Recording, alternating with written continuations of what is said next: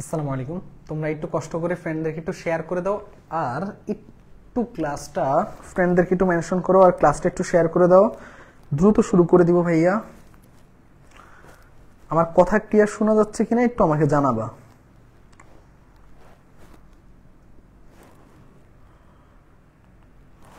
কথা ক্লিয়ার শোনা যাচ্ছে কিনা একটু আমাকে জানাবা। যদি কথা ক্লিয়ার শোনা যায় তাহলে আমরা আস্তে আস্তে শুরু করে দিব।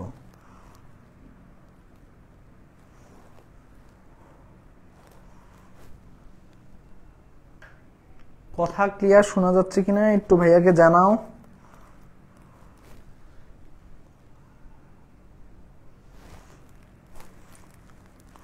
ওকে,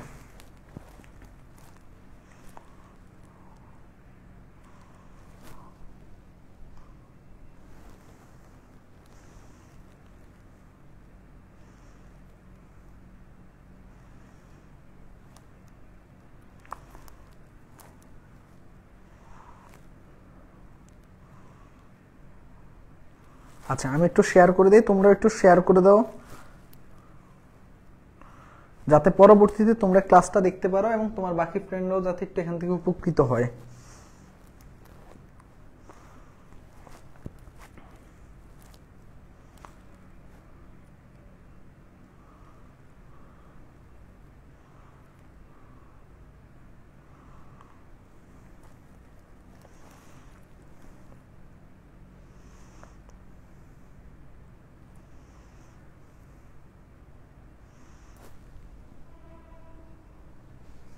ওকে, অনেকেই জয়েন করছো।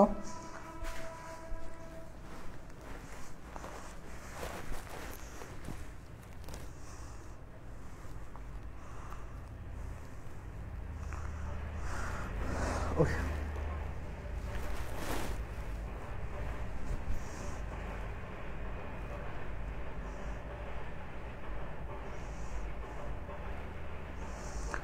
ওকে, আশা করি আমাকে ক্লিয়ার দেখা যাচ্ছে। তো আমি আস্তে আস্তে শুরু করে দিব। ক্লাসে কয়জন আসছে আমি আচ্ছা দেখতে পেয়েছি। ওকে, লাইভে অনেকে জয়েন করছে, আবার অনেকে জয়েন করেনি। আচ্ছা জি ভাই, দেখা যায়। ওকে, হ্যাঁ আলহামদুলিল্লাহ আমি ভালো আছি। তোমরা সবাই কেমন আছো একটু আমাকে জানাও। প্রথম কথা হলো যে যারা সালাম দিচ্ছ ওয়ালাইকুম আসসালাম। প্রথম কথা হলো যে অনেক দিন পর হয়তোবা অনেকগুলা সময় পর হয়তোবা তোমাদের সাথে ম্যাথ ক্লাসে জয়েন করলাম। তো নিজে ভাবতেছিলাম যখন স্লাইডগুলো দেখতেছিলাম এবং স্লাইডগুলো নিয়ে যখন তোমাদের হলো যে কোশ্চেনগুলো অ্যাড করতেছিলাম, তখন অনেক দিন ধরে ভাবতেছিলাম যে আসলে কতগুলা সময় পরে আসলে তোমাদের সাথে ক্লাসে জয়েন করা, মানে সময়টা আসলে অনেক বেশি, তাই না? তো অনেক বেশি একটা সময় পরে তোমাদের সাথে আসলে আজকে জয়েন করলাম। তো আশা করি যে সবাই ভালো আছো। তো জয়েন করা বলতে গেলে কি আসলে ক্লাস নিয়ে জয়েন করা, ম্যাথ ক্লাস নিয়ে। তোমরা হয়তো অনেক দিন ম্যাথ ক্লাস বা তোমাদের হয়তো অনেক দিন ম্যাথ ক্লাস নেওয়া হয়নি, সেই কবে নেওয়া হয়েছে আমার ঠিক মনে নাই। তো এরপরে আজকে আবার ম্যাথ ক্লাস নিয়ে আসা। তো প্রথম কথা হলো যে তাও আবার ম্যাথ ক্লাসটা নিয়ে আসছে কি নিয়ে, তোমাদের জন্য ইম্পর্টেন্ট 15টা শর্টকাট নিয়ে, ম্যাথ প্রথম পত্রের একদম ইম্পর্টেন্ট যে শর্টকাটগুলো লাগবে সেগুলো নিয়ে। আচ্ছা প্রথম কয়েকটা কথা বলি। প্রথম কয়েকটা কথা হলো যে সেটা হলো যে টিসি অ্যাডমিশন টেস্টের এখনো হাতে 1 মাস সময় রয়েছে। 1 মাস এটা অনেক বেশি সময়। আচ্ছা আমি একটু শেয়ার করে দিই, আচ্ছা শেয়ার করতে ভুলে গেছি, তোমরা একটু শেয়ার করে দিও।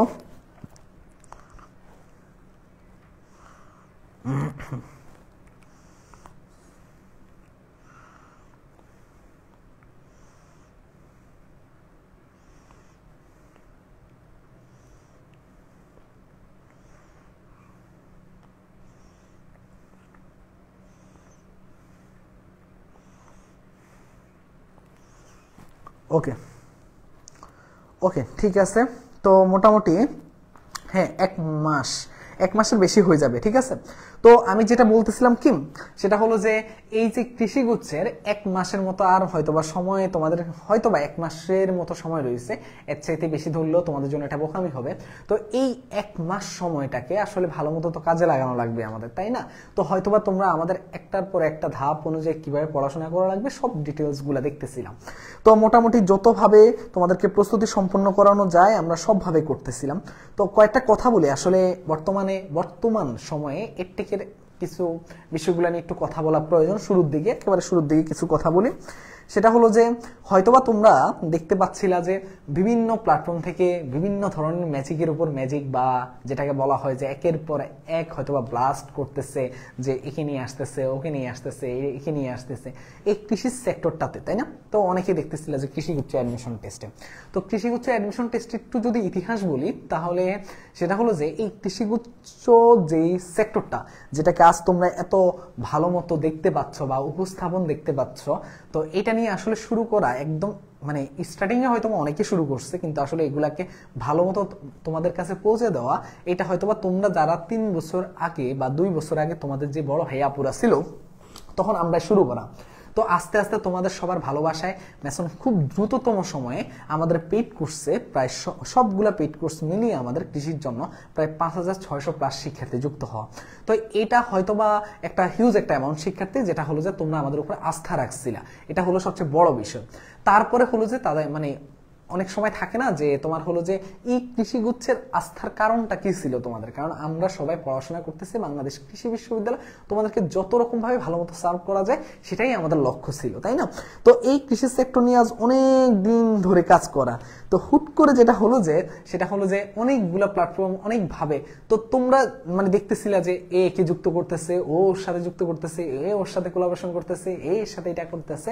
তো আমার কাছে একটা কমন মেসেঞ্জার আমার কয়েকটা প্রশ্ন আসছিল, তো আমার কাছে খুবই খারাপ লাগলো। কিছু কিছু প্রশ্ন ছিল, তার মধ্যে মানে একটা কমন প্রশ্ন ছিল, এটা খারাপ লাগার বিষয় না, ওই প্রশ্নটা একদম কমন প্রশ্ন ছিল যে ভাইয়া মানে আপনাদের এখন লাস্ট ম্যাজিক দেখার অপেক্ষা আছে।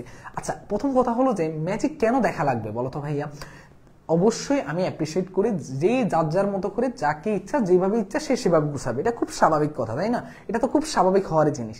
কিন্তু আমাদের যেই তোমরা হয়তো বা জানো যে আমাদের যে টিচার প্যানেল থেকে শুরু করে আমাদের যত কার্যক্রম সবকিছু হলো আমরা বাংলাদেশ কৃষি বিশ্ববিদ্যালয় নির্ভর, এবং কৃষি সেক্টরটাকে যত রকম ভাবে কাজ করা সেটা হয়তো বা তোমরা আমাদের কাছ থেকে দেখে আসছিলা, এটা খুব স্বাভাবিক।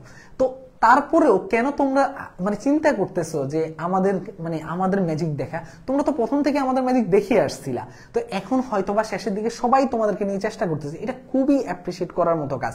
প্রত্যেকটা প্ল্যাটফর্ম নিজের জায়গা থেকে চেষ্টা করবে, এটা খুব স্বাভাবিক, এবং তোমাদেরকে একটা ভালো জায়গায় নিয়ে যাবে। কিন্তু এখানে কয়েকটা সমস্যা হলো কি, মানে এটা আমার নিজের চোখে পরিলক্ষিত হচ্ছে যে মানে সমস্যাটা হচ্ছে যে তোমরা যারা পেইড বেসের শিক্ষার্থীরা, যেমন আমাদের পূর্ণাঙ্গ কোর্সে যারা রয়েছে, আমাদের পূর্ণাঙ্গ কোর্সে যে শিক্ষার্থীগুলো রয়েছে তোমাদের জন্য সবসময় আমাদের হিসাবটা থাকে আলাদা, আর আমাদের ফ্রি বেস যারা রয়েছে তাদের হিসাবটা আমরা সবসময় তাদেরকেও ভালো মতো শেষ সময় যতভাবে সাপোর্ট দেওয়া যায় আমরা সেটা করে আসতেছি এবং করতেছি। তো আমার কথা হলো যে এমন অন্যান্য অনেক জায়গায় আমি দেখতে পাই এই জিনিসটা আমার সব থেকে খারাপ লাগে, মানে যারা ওই পেইড বেস গুলাতে ভর্তি হয় স্টুডেন্ট গুলো, ওদের জন্য আমার একটা খারাপ লাগে। যেহেতু আমি কৃষি সেক্টর নিয়ে একদম যদি বলা হয় যে এই কৃষি সেক্টরটাকে বিস্তৃত করার ক্ষেত্রে একটু হলেও ভূমিকা কারো আছে কিনা, সেটা তোমাদের যারা এই যে বললাম না 2-3 বছর আগে তোমাদের বড় ভাইয়া আপুরা যারা আমাদের এই যে এখান থেকে পড়ে কৃষি বিশ্ববিদ্যালয়গুলোতে চান্স পেয়েছে, এবং কৃষি বিশ্ববিদ্যালয়ে যেসব ভাইয়া আপুরা আছে, আমাদের শিক্ষকরা আছে, বা কৃষি সেক্টর নিয়ে যারা কাজ করে যাবতীয়, তাদের কাছ থেকে জিজ্ঞেস করলে শুনতে পারবা। তো সেখান থেকে আমার একটা মানে আক্ষেপের জায়গা হলো যে পেইড বেসিস শিক্ষার্থীদেরকে যখন কোনো প্ল্যাটফর্ম, যেই কোনো প্ল্যাটফর্ম, এটা কাউকে আমি লক্ষ্য করে বলতেছি না, অবহেলা করে শেষ করে দেওয়া, এবং তাদের কোনো খোঁজ না রেখে তারপর হলো যে ফ্রিতে পুরোপুরি একদম সবটুকু দিয়ে দেওয়া। এখন জিনিসটা আসলে কতটুকু যুক্তি আমি জানি না। অবশ্যই ফ্রিতে দেওয়ার জন্য অবশ্যই একটা প্যাটার্ন থাকে, তাই না? এটা খুব স্বাভাবিক, যারা এটাকে কাজ করে তারা খুব স্বাভাবিক। কিন্তু এই জিনিসটা আমার কাছে সবচেয়ে খারাপ লাগার একটা জিনিস ছিল। যাই হোক, এখন যেটা হলো যে তোমরা যেটা প্রশ্ন সবসময় যেটা ছিল যে ভাইয়া এই যে আপনাদের কেন মানে আপনাদের ম্যাজিক লাস্ট ম্যাজিক দেখার অপেক্ষা, আমাদের কোনো ম্যাজিক নাই। আমরা বিশ্বাস করি যে কৃষি সেক্টর নিয়ে যতভাবে কাজ করা যায় সেটা আমরা করতেছি, আমরাই করবো ইনশাল্লাহ। হয়তো বা কৃষি সেক্টরের সময় অনেক কিছু কথা বলবে যে আসলে কারা কতভাবে কতটুকু শিক্ষার্থীদের বান্ধব কাজ করতেছে এবং শিক্ষার্থীদেরকে সাপোর্ট দিয়ে যাচ্ছে, এবং পেইড ব্যাচকে কতটুকু সাপোর্ট দিয়ে যাচ্ছে। এটা হলো মেইন বিষয়। তোমাকে বিশ্বাস করে যে ভর্তি হবে, তোমরা যারা আমাদের কোর্সে ভর্তি হবা, তোমাদের বিশ্বাসটা কতটুকু আমরা অর্জন করতে পারতেছি, এটাই হলো মেইন বিষয় থাকবে। এটা হলো আমার কথা, আর আশা করি যে এর বাইরে কোনো কথা নাই। তো আমরা পড়াশোনায় চলে যাব।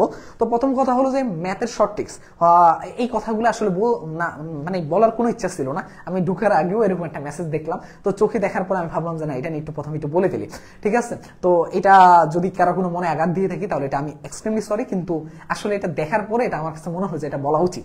এখন আসি মেইন কথায়, সেটা হলো যে কি, সেটা হলো যে তোমাদেরকে আমরা ম্যাথের শর্ট ট্রিক্সে, এই ম্যাথের শর্ট ট্রিক্স গুলো কিভাবে হেল্প করবে। ম্যাথ সচরাচর করতে তো আমাদের অনেক সময় লাগে, তাই না? সচরাচর আমাদের দেখা যায় যে 30 সেকেন্ড, 35 সেকেন্ড, 40 সেকেন্ডের মধ্যে আমরা করতে পারি না। তো সেই ক্ষেত্রে দেখা যায় যে আমাদেরকে এই শর্টকাট গুলো খুব ভালো মতো কাজ করে। খুব ভালো মতো কাজ করে মানে কি, অল্প সময়ের মধ্যে আমরা খুব ভালো মতো এই জিনিসগুলোকে ধরতে পারি। যে না, এখন আমি বলি ফার্স্ট পেপারে আমি চাইলে এই ম্যাথ প্রথম পত্রে আমি যখন এই স্লাইডগুলো দেখতেছিলাম এবং যখন আমি প্রশ্নগুলো অ্যাড করতেছিলাম, তখন আমি সবচেয়ে অবাক হলাম যে আমি চাইলে অ্যাটলিস্ট এখান থেকে 70টা, 60টা এবং 100টাও আমি শর্ট ট্রিক্স বের করতে পারতাম। এই থেকে এই শর্ট ট্রিক্স, এই লাইনের পরের লাইনে শর্ট ট্রিক্স, ওই লাইনের ওই লাইন শর্ট ট্রিক্স। কিন্তু ভাইয়া তুমি তো শর্ট ট্রিক্স যখন এতগুলো শিখতে যাবা, তখন তো তোমার শর্ট ট্রিক্স গুলো মনে রাখার জন্য আরেকটা শর্টকাট লাগবে। আমার কথা কি বুঝতে পারতেছো? এমন কিছু শর্টকাট শিখবো যেগুলো পরীক্ষায় ম্যাথগুলো আসবে এবং সেগুলো তোমার মনে থাকবে, এমন শর্টকাট গুলো আমরা শিখবো। তো এইভাবে আমরা আগাবো। এই কারণে আজকে আমি মাত্র 15টা ইম্পর্টেন্ট 15টা শর্টকাট নিয়ে কথা বলবো, যেগুলো তোমার পরীক্ষায় খুব ভালো মতো কাজে লাগবে। ঠিক আছে ভাইয়া? তো আস্তে আস্তে আমরা শুরু করি। আস্তে আস্তে আমরা একটা একটা করে শুরু করব। তো আমরা ম্যাট্রিক্স ও নির্ণায়ক চ্যাপ্টারটা অনেক সহজ, তাই না? এটা আমরা কম বেশি জানি। তো আগে আমি একটু চ্যাপ্টারগুলোর নাম লিখি, অনেকদিন পর আসলে ম্যাথ ক্লাস নিতে আসছি, তো তাই একটা অন্যরকম মানে ভালো লাগা কাজ করতেছে। আসলে হিউজ বড় একটা সময় পরে আজকে ম্যাথ ক্লাস নিতে আসা। তো আগে আমি কয়েকটা চ্যাপ্টারের নাম লিখবো, যেই চ্যাপ্টারগুলো আমরা আসলে পড়াবো। সেটার মধ্যে প্রথমত থাকবে ম্যাট্রিক্স ও নির্ণায়ক। প্রথমত থাকবে কি, ম্যাট্রিক্স ও নির্ণায়ক। তারপরে থাকবে যেটা আমাদের থার্ড চ্যাপ্টার বইয়ের মধ্যে সরল রেখা। কোনটা ভাইয়া? সরল রেখা। তারপরে কোনটা থাকবে বলো তো ভাইয়া? তারপরে থাকবে বৃত্ত। কি থাকবে ভাইয়া? বৃত্ত। তারপরে থাকবে কি, সংযুক্ত কোণের ত্রিকোণমিতি অনুপাত। সংযুক্ত কোণের ত্রিকোণমিতি অনুপাত। তারপরে থাকবে কি, তারপরে হলো যে চ্যাপ্টারটা, সেটা হলো কি সবচেয়ে তোমাদের আকাঙ্ক্ষিত একটা চ্যাপ্টার, অন্তরীকরণ। তোমরা হয়তো বা দেখছো যে আমার অন্তরীকরণ এবং যৌগীকরণের জন্য একটা আলাদা ক্লাস থাকবে। তো ওই ক্লাসে আলহামদুলিল্লাহ সবকিছু দেখাবো। তো আজকে শর্ট ট্রিক্সও এটার একটা পার্ট থাকবে। এই হলো আমাদের কয়টা চ্যাপ্টার? ফার্স্ট পেপারে 6টা চ্যাপ্টার আছে। এই 6টা চ্যাপ্টারের আলোকে আমরা 15টা শর্টকাট দেখবো একদম ভালো মতো। একটা এক্সট্রা শর্টকাট থাকবে, মানে 16টা, বাট 15টা হলো ইম্পর্টেন্ট শর্টকাট। ঠিক আছে ভাইয়া? তো এই 15টা শর্টকাট কিভাবে কি হয়েছে সব ডিটেলস আমরা বলবো, যাতে এই 15টা শর্টকাট তোমার পরীক্ষা হলে না ভাবা লাগে। তুমি জাস্ট একটু চিন্তা করবো, যেন সাথে সাথে কাজে লাগে এবং ক্লাসের কথা মনে পড়ে, এই জিনিসগুলো যাতে কাজে লাগাতে পারো। ঠিক আছে ভাইয়া? এই থেকে আসলে আমাদের এই 6টা চ্যাপ্টার নিয়ে আমরা শিখবো। ঠিক আছে? তো প্রথম চ্যাপ্টার যেটা আসে ম্যাট্রিক্স ও নির্ণয়। তো ম্যাট্রিক্স ও নির্ণয় সচরাচর তোমরা অনেক বেশি পড়ছো, তো ওইটা আমি স্কিপ করে আমি প্রথমে সরলরেখা চ্যাপ্টারে যাব। তো এটা হলো ম্যাট্রিক্স ও নির্ণয়ের চ্যাপ্টার, এটাকে আমি একটু স্কিপ করে আমি যাব সরলরেখা চ্যাপ্টারে। তো সরলরেখা চ্যাপ্টারে আমি কয়টা শর্টকাট শিখবো? সরলরেখা চ্যাপ্টারে আমি 3 থেকে 4টা শর্টকাট শিখবো। কয়টা? 3 থেকে 4টা শর্টকাট শিখবো। ঠিক আছে ভাইয়া? 3 থেকে 4টা। এখন কথা হলো যে অনেকে মনে প্রশ্ন আসতে পারে, ভাইয়া আপনি কি ম্যাট্রিক্স ও নির্ণয় শিখাবেন না? হ্যাঁ শিখাবো, সবার লাস্টে শিখাবো ইনশাআল্লাহ। ঠিক আছে? সবার লাস্টে। এখন কথা হলো যে সরলরেখা আগে কি, আগে ইম্পর্টেন্ট চ্যাপ্টারগুলো শিখাবো, তারপরে লেস ইম্পর্টেন্টে যাব। ঠিক আছে ভাইয়া? তো আগে শুরু করি আমরা সরলরেখা চ্যাপ্টারটা থেকে আমরা সব সময় অনেক পড়াশোনা করছি, কিন্তু আমরা কি করব আজকে, জাস্ট ইম্পর্টেন্ট কয়টা শর্টকাট নিয়ে দেখবো। ঠিক আছে? শর্টকাটের নিয়মটা আমি একটু বলি। যেমন হলো যে একটা টপিকের নাম দেখতে পাচ্ছ, এই টপিকটার নাম কি বলতো ভাইয়া? ক্ষেত্রফল। কি? ক্ষেত্রফল। এখন ক্ষেত্রফল থেকে কি কি পড়বা সেই জিনিসগুলো আমি বলে দিব। ঠিক আছে? না আরেকটা কথা বলি, আমি যখন বেসিকটা দিব তুমি খুব ভালো মতো বেসিকটা একটু মনোযোগ দিয়ে দেখবা, এবং তারপরে তোমার কাজ কি থাকবে বলতো ভাইয়া? আমি যখন প্র্যাকটিস করাবো তখন ওই ম্যাথটা কিভাবে করতেছে সেটাও ভালো মতো খেয়াল করা। ঠিক আছে? তো ক্ষেত্রফলের ক্ষেত্রে তুমি জাস্ট একটা জিনিস চিন্তা করে দেখো, আমি একটা ইমাজিন একটা লিখি, 3টা বিন্দু লিখি, যেহেতু ত্রিভুজের ক্ষেত্রফল নিয়ে আমরা কথা বলবো। 1 2 3 4 5 6। ঠিক আছে ভাইয়া? এই হলো 3টা বিন্দু। তো ত্রিভুজের 3টা বিন্দু দেওয়া আছে। কি দেওয়া আছে? 3টা বিন্দু দেওয়া আছে। তাহলে তুমি 3টা বিন্দুকে একটু স্থানান্তর করো। যেমন ধরো আমি যখন এই যেখানের মধ্যে 1,2 বসালে 1 গড় 1 2 গড়, তার মানে এই বিন্দুটা কোথায় আসতেছে? এখানে আসতেছে 1 2, তারপর 3,4 1 গড় 2 গড় 3 গড়, আর 4 গড় কোথায়? 1 2 3 4, তার মানে এই জায়গাটা আসতেছে 3,4, তাই না? এরপর দেখো 5,6 ধরলাম আমি, এই জায়গাটা আসতেছে, আমি ধরলাম 5,6 এই জায়গাটা আসতেছে। তাহলে ত্রিভুজটা কেমন হচ্ছে বলো তো ভাইয়া?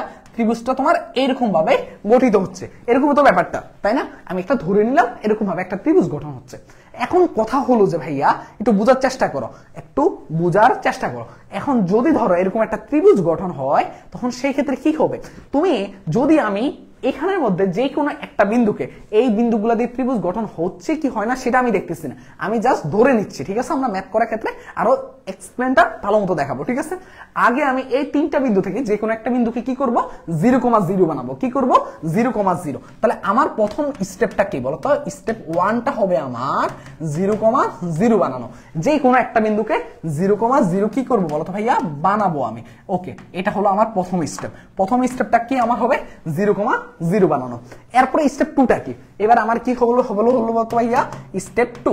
এখন খেয়াল করে দেখো ভাইয়া, তুমি কোন বিন্দুটাকে 0,0 বানাবা। ধরলাম আমি এই বিন্দুটাকে 0,0 বানাচ্ছি, মানে 1,2 কে আমি 0,0 বানাচ্ছি। এখন 1,2 কে যখন আমি 0,0 বানাবো, তখন একটু মনোযোগ দিয়ে খেয়াল করে দেখো ভাইয়া, 1,2 কে তুমি কি বানাচ্ছ, 0,0। ওকে, খুব ভালো কথা। এখন তুমি দেখো 1 থেকে 0 হচ্ছে কয় ঘর কমতেছে বলো তো ভাইয়া, 1 ঘর কমতেছে। 2 থেকে 0 হচ্ছে কয় ঘর কমতেছে বলো তো ভাইয়া, 2 ঘর কমতেছে, তাই কিনা? এখন তুমি দেখো, তুমি যদি এই বিন্দুটাকে এখানে ট্রান্সফার করো, একটু বোঝার চেষ্টা করো ভাইয়া, এই বিন্দুটাকে যদি এইভাবে টান দাও, তাহলে বাকি বিন্দুগুলো কি করবে বলো তো? তুমি যখন কান টানো তখন কি চলে আসে, মাথাটা চলে আসে না বলো তো ভাইয়া? সচরাচর তাই তো হয়। তাহলে তুমি যদি এই বিন্দুটাকে এখানে স্থানান্তর করো, তাহলে এই বিন্দুটাও তো এখানে চলে আসবে, এই বিন্দুটাও কোথায় চলে আসবে, এখানে চলে আসবে। তখন ত্রিভুজটা কি আর আগের জায়গায় থাকবে বলো তো ভাইয়া? না, তখন ত্রিভুজটা স্থানান্তর হয়ে কোন জায়গায় চলে আসছে, এই ত্রিভুজটা এখানে চলে আসছে। তার মানে কি ঘটলো বলো তো ভাইয়া, তুমি যখন 1,2 কে টান দিয়ে 0,0 তে আনছো, যেই পরিমাণ কমছে অন্য বিন্দুগুলো ঠিক একই পরিমাণ কমছে। ওই যে কান টানলে তুমি কান যতটুকু টানবা মাথাও ঠিক ততটুকু যাবে, তাহলে জিনিসটাকে ওই ঠিক ততটুকু পরিমাণ কমতেছে। তাহলে একটু মনোযোগ দিয়ে দেখো, 1,2 থেকে কয় ঘর কমছে, 1 ঘর কমছে বুঝ, 2 ঘর কমছে কুটি। তাহলে ঠিক এই বিন্দুগুলো ঠিক একই পরিমাণ কমবে। তাহলে খেয়াল করে দেখো, একটু খেয়াল করে দেখো ভাইয়া, তাহলে তুমি একটু দেখো। ওকে, দেখো 3,4 তাহলে এটা কয় ঘর কমবে, বুঝ কয় ঘর কমবে, 1 ঘর। 1 ঘর কমলে কত হবে, 2। আর 4 থেকে কুটি কয় ঘর কমবে, 2 ঘর। 2 ঘর কমলে হবে কত, 2,2। ঠিক তেমনি 5,6 কে বলো তো ভাইয়া 1 ঘর কমবে, 5 1 ঘর কমবে না বলো তো ভাইয়া, সেম পরিমাণ কমবে। কারণ ওই যে কথা মাথায় রাখবা, শুধু একটা জিনিসই, কান টানলে কি যাবে, মাথাও যাবে। তাহলে দেখো 5 থেকে 1 ঘর কমলে কত হবে, 4। 6 থেকে 2 ঘর কমলে কত হবে, 4। তার মানে কি, এরকম তুমি 3টা বিন্দু বের করে ফেলছো। তার মানে তোমার এখন স্থানান্তরিত 3টা বিন্দু কি কি বলতো ভাইয়া, একটা হলো 0,0, আর একটা হলো কত, 2,2, আর একটা হলো কত বলতো ভাইয়া, 4,4। এই 3টা বিন্দুর এখন কি করতে বললো, আমরা ক্ষেত্রফল বের করবো, তাই না? এখন ক্ষেত্রফলের সূত্রটা কি বলতো ভাইয়া, অনেক সময় আমরা বিভিন্ন ভাবে ক্ষেত্রফলের সূত্র সংজ্ঞায়িত করি, তবে ক্ষেত্রফলের জন্য আমরা যে সূত্রটা মনে রাখবো, হাফ ইন্টু কি বলতো ভাইয়া, হাফ ইন্টু নির্ণায়কের মান। ঠিক আছে ভাই, হাফ ইন্টু কি, নির্ণায়কের মান, মডুলাস ইউজ করবা। এখন মানে খেয়াল করে দেখো ভাইয়া, আমি এখন হাফটা সামনে রাখলাম। এখন তোমার বিন্দু আছে কে কে বলো তো ভাইয়া, একটা আছে 2,2, আর একটা আছে কে, 4,4। ঠিক আছে ভাইয়া, এখন তুমি আমাকে বলো ভাইয়া, এই যে দেখো তুমি কি করবা, এদের নির্ণয় দেখো, এই 2টা বিন্দু যেহেতু আছে তাদের নির্ণয় মুখে মুখে করে ফেলবা। প্রথম কি, মুখ্য কর্ণের গুণফল, 4 দুগুণে কত হয়, 8। আর এখানে কত হয়, 4 দুগুণে কত হয়, 8। 8 - 8 কত হয়, 0। তাহলে হাফ ইন্টু 0 ইকুয়াল টু আসবে 0। 0 কেন আসছে অনেকে হয়তো বুঝতে পারছি না, এটা ছিল কি আসলে ত্রিভুজ না, এটা একটা সরলরেখা হয়ে গেছিল, আমি মানগুলো এমন ভাবে নিয়েছিলাম, তাই কিনা বলতো ভাইয়া? তাহলে প্রসেসটা কি, স্টেপ 1 এ কি করছিলাম, 0,0 বানালাম। স্টেপ 2 তে কি করলাম, কান টানলে মাথা আসে, যতটুকু কমাবো যতটুকু বাড়াবো ঠিক ততটুকু অন্যান্য বিন্দুগুলো কমাবো, অন্যান্য বিন্দুগুলো বাড়াবো। তারপরে কি করব, হাফ ইন্টু নির্ণায়কের মান। নির্ণায়কের মান কিভাবে বের করব, মুখ্য কর্ণের গুণফল মাইনাস গৌণ কর্ণের গুণফল। জাস্ট এটা করব, এভাবে কাজ শেষ। ক্লিয়ারলি বুঝতে পারছো কয়জন একটু আমাকে জানাও।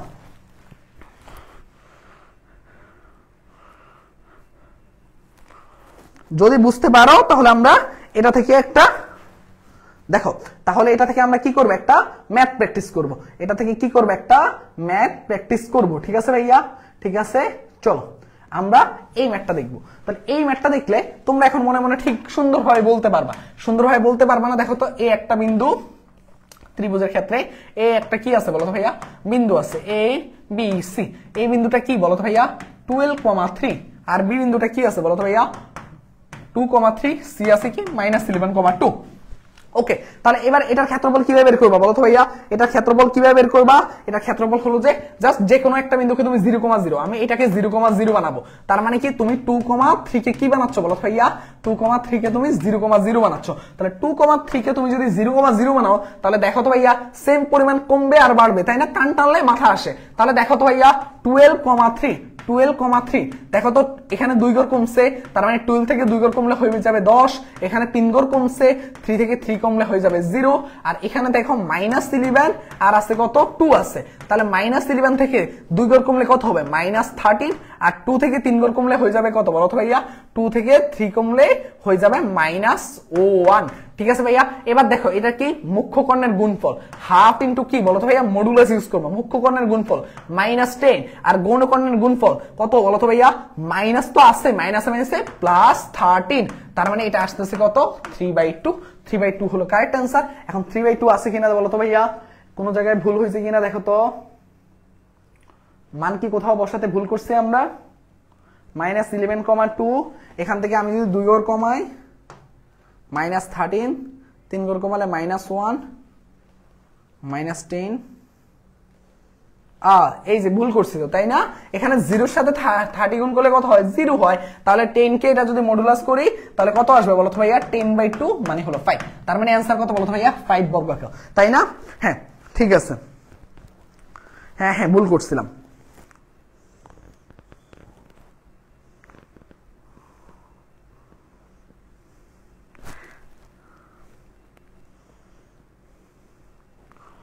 ওকে, আশা করি বুঝতে পারছো। যদি এটা বুঝতে পারো চলো আমরা এবার দেখো ভাইয়া আমরা এখানে কি করছি? ক্ষেত্রফল শিখছিলাম। ক্ষেত্রফলের আগে আমি আরেকটা জিনিস শিখে আসি। ধরো তোমাকে অনেক সময় বলে যে চতুর্থ বিন্দু নির্ণয় করতে। কি বলে? চতুর্থ বিন্দু নির্ণয় করতে। একটা বলতো চতুর্ভুজে বলে যে চতুর্থ বিন্দু নির্ণয় করতে, ঠিক আছে? তো এখন চতুর্থ বিন্দু কি? ধরো আমি এক্সাম্পল দিচ্ছি। ধরো এ একটা বিন্দু বলা আছে, সেটা কত বলা আছে? 1,2। তারপরে বলতো বি একটা বিন্দু বলা আছে, সেটা বলা আছে 5,6, সি বলতেছে যে 9,8, আর ডি বলতেছে হোয়াট। এরকম একটা প্রশ্ন হয়, ঠিক আছে? হয়ে থাকে। তার মানে ডি বিন্দুটা কত? এখন তুমি এটা কিভাবে মনে রাখবা একটু খেয়াল করে দেখো ভাইয়া। এটা মনে রাখার জন্য একটা সুন্দর টেকনিক আমি শিখাই দিই, ঠিক আছে? এটা মনে রাখার জন্য কি করবে? একটা সুন্দর টেকনিক। তুমি জাস্ট একটু খেয়াল করে দেখো তোমার কোন বিন্দুটা লাগবে, এই বিন্দুটা। তাহলে তুমি তুলনা করবা 5 এর থেকে এটা হয়ে গেছে কত? 1। তাহলে এটা কি হয়েছে? 4 ঘর কমছে নাকি বাড়ছে? 4 ঘর কমছে। তাহলে তুমি মনে রাখবা এখানে যদি 4 ঘর কমে সেম পরিমাণ না, তাহলে 9 এর থেকে অবশ্যই 4 ঘর কমবে, সেটা হয়ে যাবে কত? 5। দেখো 6 থেকে 2 হয়েছে, এখানে কি হয়েছে? 4 ঘর কি হয়েছে? কমছে। যদি 4 ঘর কমে তাহলে এখান থেকে সেম কত হবে বলো তো ভাইয়া? 4 ঘর কমবে। 8 এর থেকে 4 ঘর কমলে হয়ে যাবে 4, তার মানে 5,4 হলো অ্যান্সার। এখন তুমি ভাবতে পারো যে ভাই আপনি এইভাবে কেন করছেন? আপনি এইভাবে করেন, উপর থেকে নিচ করেন, উপর থেকে নিচ করেন, পাশাপাশি না করে। তাহলে উপর থেকে নিচ করো, দেখো তো ভাইয়া 5 এর থেকে 9 হয়েছে, কয় ঘর হয়েছে? 4 ঘর বাড়ছে। তাহলে 1 এর থেকে 4 ঘর বাড়লে হবে কত? 5। আবার দেখো 6 এর থেকে 8 হয়েছে, 2 ঘর বাড়ছে। তাহলে 2 এর থেকে 2 ঘর বাড়লে হবে কত? 4, তাই না? বলো তো ভাইয়া খুব কি কঠিন? খুবই সহজ একটা জিনিস, তাই না? ওকে, এই মেথডটাও অনেক ইজিলি তোমরা করতে পারবা। তো এটা দিয়ে একটা কোশ্চেন আমি রাখছি, এই কোশ্চেনটা সলভ করবা তোমরা নিজেরা দেখবো কে সবার আগে সলভ করতে পারে। তো এই সলভটা করলে এই হলো প্রশ্ন, আমি জাস্ট দেখাই দিচ্ছি তোমাকে। দেখো ভাইয়া, সেটা হলো যে কি, একটা হলো কি আছে বলো তো ভাইয়া? বস দেখো 3টা শীর্ষবিন্দু দেওয়া আছে, বলতেছে এ কত আছে বলো তো ভাইয়া? 2,5। তারপর বি কত দেওয়া আছে বলো তো ভাইয়া? 5,9। সি বলতেছে হোয়াট, আর ডি বলতেছে কত? ডি বলতেছে 6,8। দেখি কে সবার আগে বলতে পারে।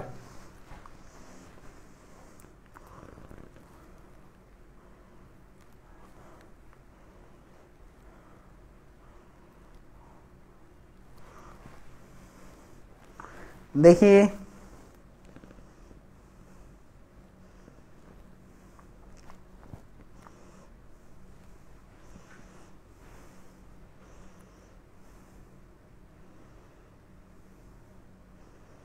ওকে ওকে, ভেরি গুড ভেরি গুড। সবার আগে কে উত্তর দিচ্ছে? অনেকে উত্তর দিয়ে ফেলছে, ভেরি গুড। মানে তোমরা সব জিনিয়াস, একদম নাম্বার 1 জিনিয়াস। সবাই অ্যান্সার দাগানো আছে দেখে পেরে গেছো, তাই না? খুব স্বাভাবিক, দাগানো থাকলে সবাই সবার আগে উত্তর দিতে পারে, এটা খুব স্বাভাবিক, ঠিক আছে? আর যারা দাগানো দেখা সত্ত্বেও ভুল করছো,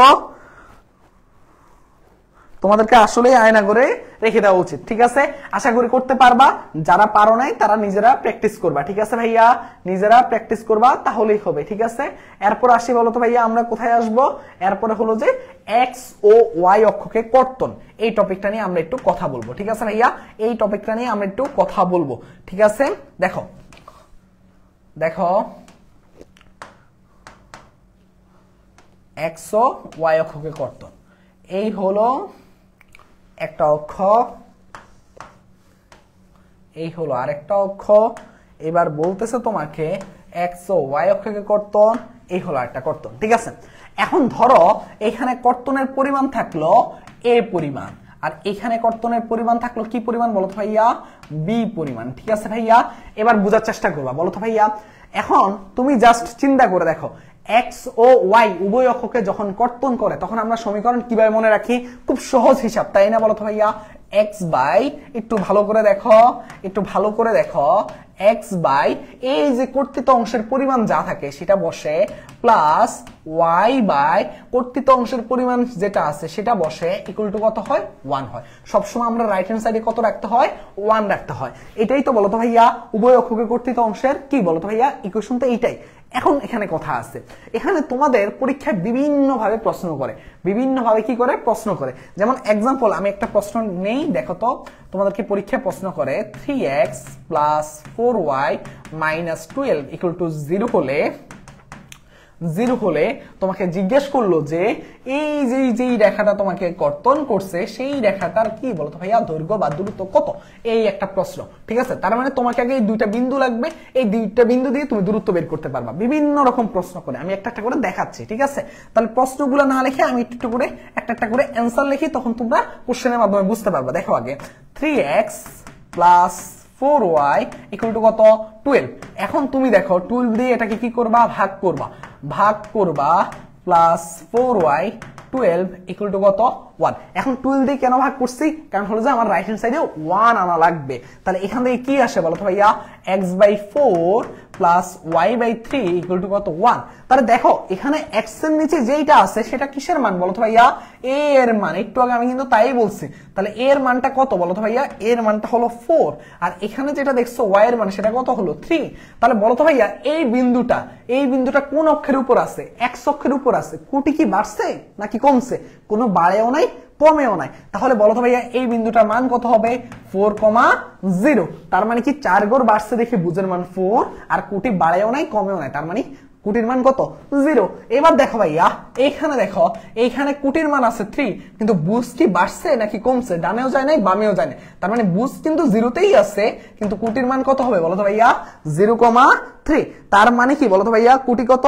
0,3। এবার যদি এটা হয় তাহলে একটু আমাকে বলো ভাইয়া, তুমি কিন্তু দুইটা বিন্দু পেয়ে গেছো। তোমাকে মাঝে মাঝে এমন প্রশ্ন করে যে এই যে বিন্দুটা আছে এই বিন্দুর স্থানাঙ্ক কত, মাঝে মাঝে প্রশ্ন করে এই বিন্দুর স্থানাঙ্ক কত, মাঝে মাঝে বলে যে যেই অক্ষরেখাটা বা যেই রেখাটা তোমাকে কি করছে? বিভক্ত করছে, ওই রেখাটার মধ্যবিন্দুর মান কত? বলো তো ভাইয়া এটার মধ্যবিন্দুর মানটা এখন তুমি বলতে পারবা না। এটার মধ্যবিন্দুর মান কি হবে বলো তো ভাইয়া? দুই বিন্দুর মধ্যবিন্দুর মান কি হয় বলো তো ভাইয়া? বুঝদ্বয়ের যোগফলকে 2 দিয়ে ভাগ করো। 4 এর সাথে 0 যোগ করলে 4, তাকে 2 দিয়ে ভাগ করলে 2। 3 এর সাথে 0 যোগ করলে 3, তাকে 2 দিয়ে ভাগ করলে হবে 3/2। এবার তোমাকে জিজ্ঞেস করলো যে এটা দূরত্ব কত? এটা দূরত্ব তুমি কিভাবে বের করবা বলো তো ভাইয়া? দূরত্ব কিভাবে বের করবে? এটা যদি a হয়, এটা যদি b বিন্দু হয়, তাহলে a b এর দূরত্ব কত হবে বলো তো ভাইয়া? √ এদের কি করবা বলো তো ভাইয়া? বুঝদ্বয়ের অন্তর স্কয়ার প্লাস কোটিদ্বয়ের অন্তর হোল স্কয়ার, তাই না বলো তো ভাইয়া? 16 প্লাস 9 ইকুয়াল টু হবে কত? 5। তার মানে 25 কে বর্গমূল করলে হবে কত? 5। এটাই তো। এই ম্যাথটা কি খুব কঠিন? এইভাবে তোমাকে বিভিন্ন ভাবে এই টাইপ থেকে প্রশ্ন হয় এবং এটা খুবই ইম্পর্টেন্ট এবং বিশ্ববিদ্যালয়ে আসার মতো সবচেয়ে ইম্পর্টেন্ট একটা প্রশ্ন কৃষি অ্যাডমিশনের জন্য, ঠিক আছে? তো সবাই ভালো মতো এই টাইপটা ভালো মতো আয়ত্তে রাখা লাগবে, ঠিক আছে ভাইয়া? ওকে, এটা আশা করি বুঝতে পারলে। চলো আমরা এবার যাব পরবর্তী একটা টপিকে। এটার নাম কি দিছে বলো তো ভাইয়া? আমরা কিন্তু দুইটা শর্টকাট অলরেডি শিখে ফেলছি, খুব ভালো মতো দুইটা শর্টকাট অলরেডি শিখে ফেলছি। এবার দেখো, হ্যাঁ অনেক ইজি, দেখছো? এবার দেখো আমরা কি করব? লম্ব রেখা ও সমান্তরাল রেখার মান। এখন এখানে মেইনলি প্রশ্ন হয় যে এইটা যদি এই রেখাটা এই রেখা লম্ব হলে বা এই রেখাটা এই রেখার সমান্তরাল হলে শর্ত কি হয়, এর মান কি হয়, কে এর মান কি হয়, এই টাইপের প্রশ্নগুলো তোমাকে দিয়ে থাকে, ঠিক আছে ভাইয়া? তো এখন আমরা যেটা শিখবো যে লম্ব রেখা এবং সমান্তরাল রেখার শর্তগুলো কেমন হয়ে থাকে। ঠিক আছে ভাইয়া, প্রথম কথা হলো যে আগে একটু আমরা একটু দেখবো যে আসলে লম্ব রেখা কারা আর সমান্তরাল রেখা। ধরো এ একটা রেখা আছে আর এ একটা রেখা আছে। ঠিক আছে ভাইয়া, খুব ভালো কথা, এরকম দুইটা রেখা আছে, তো প্রথম রেখাটা হলো a1x plus b1y plus c1 equal to 0, আর দ্বিতীয় রেখাটা কি বলো ভাইয়া a2x plus b2y plus c2 equal to কত 0। এরকম দুইটা রেখা আছে, খুব ভালো কথা, এরকম দুইটা রেখা তুমি পেয়ে গেছো। এখন যদি বলা হয় যে এই দুইটা রেখা একে অপরের সমান্তরাল হলে সেক্ষেত্রে শর্তটা কি? আচ্ছা ভাইয়া বলো তো ভাইয়া, এই রেখাটার ঢালের মান যা, এই রেখাটার ঢালের মান কি কোনো পরিবর্তন হবে? একটু চিন্তা করে বলতো, যখন দুইটা রেখা একে অপরের সমান্তরাল হয় তাদের ঢাল দৈর্ঘ্যের মান কি থাকে? সমান থাকে। কেন থাকে একটু চিন্তা করো তো, এটা চিন্তা করা কি খুব কঠিন কাজ? একটু চিন্তা করতে থাকো। দেখো তার মানে কি এই রেখাটা এবং এই রেখাটা একে অপরে কি বলতো ভাইয়া সমান্তরাল, তাহলে এটার ঢালের মান কি হবে বলতো ভাইয়া? এই রেখাটার ঢালের মান কি হবে? এটার ঢালের মান হবে m1 ইকুয়াল টু মাইনাস কি বলতো ভাইয়া x এর সহ a1 আর y এর সহ কি আছে বলতো ভাইয়া b1। এবার দেখো ভাইয়া এই রেখাটার ঢালের মান এবার আমরা বের করব। এই রেখাটার ঢালের মান কি বের করা খুব কঠিন? m2 কি হবে বলতো ভাইয়া মাইনাস a2 বাই b2। খুব ভালো কথা। এবার বলতো ভাইয়া সমান্তরাল রেখা দুইটা যখন কি হয় বলতো একে অপরের সমান্তরাল হয়, মানে রেখা দুইটা যখন একে অপরের সমান্তরাল হয় তখন তাদের ঢাল দৈর্ঘ্যের মান সমান হয়ে থাকে। তাহলে ঢাল দৈর্ঘ্যের মান যদি সমান হয় একটু খেয়াল করে দেখো, m1 ইকুয়াল টু কি হবে m2 হবে। m1 টা কি আছে বলতো ভাইয়া minus a1 by b1, R m2 টা কি আছে বলতো ভাইয়া মাইনাস a2 বাই b2।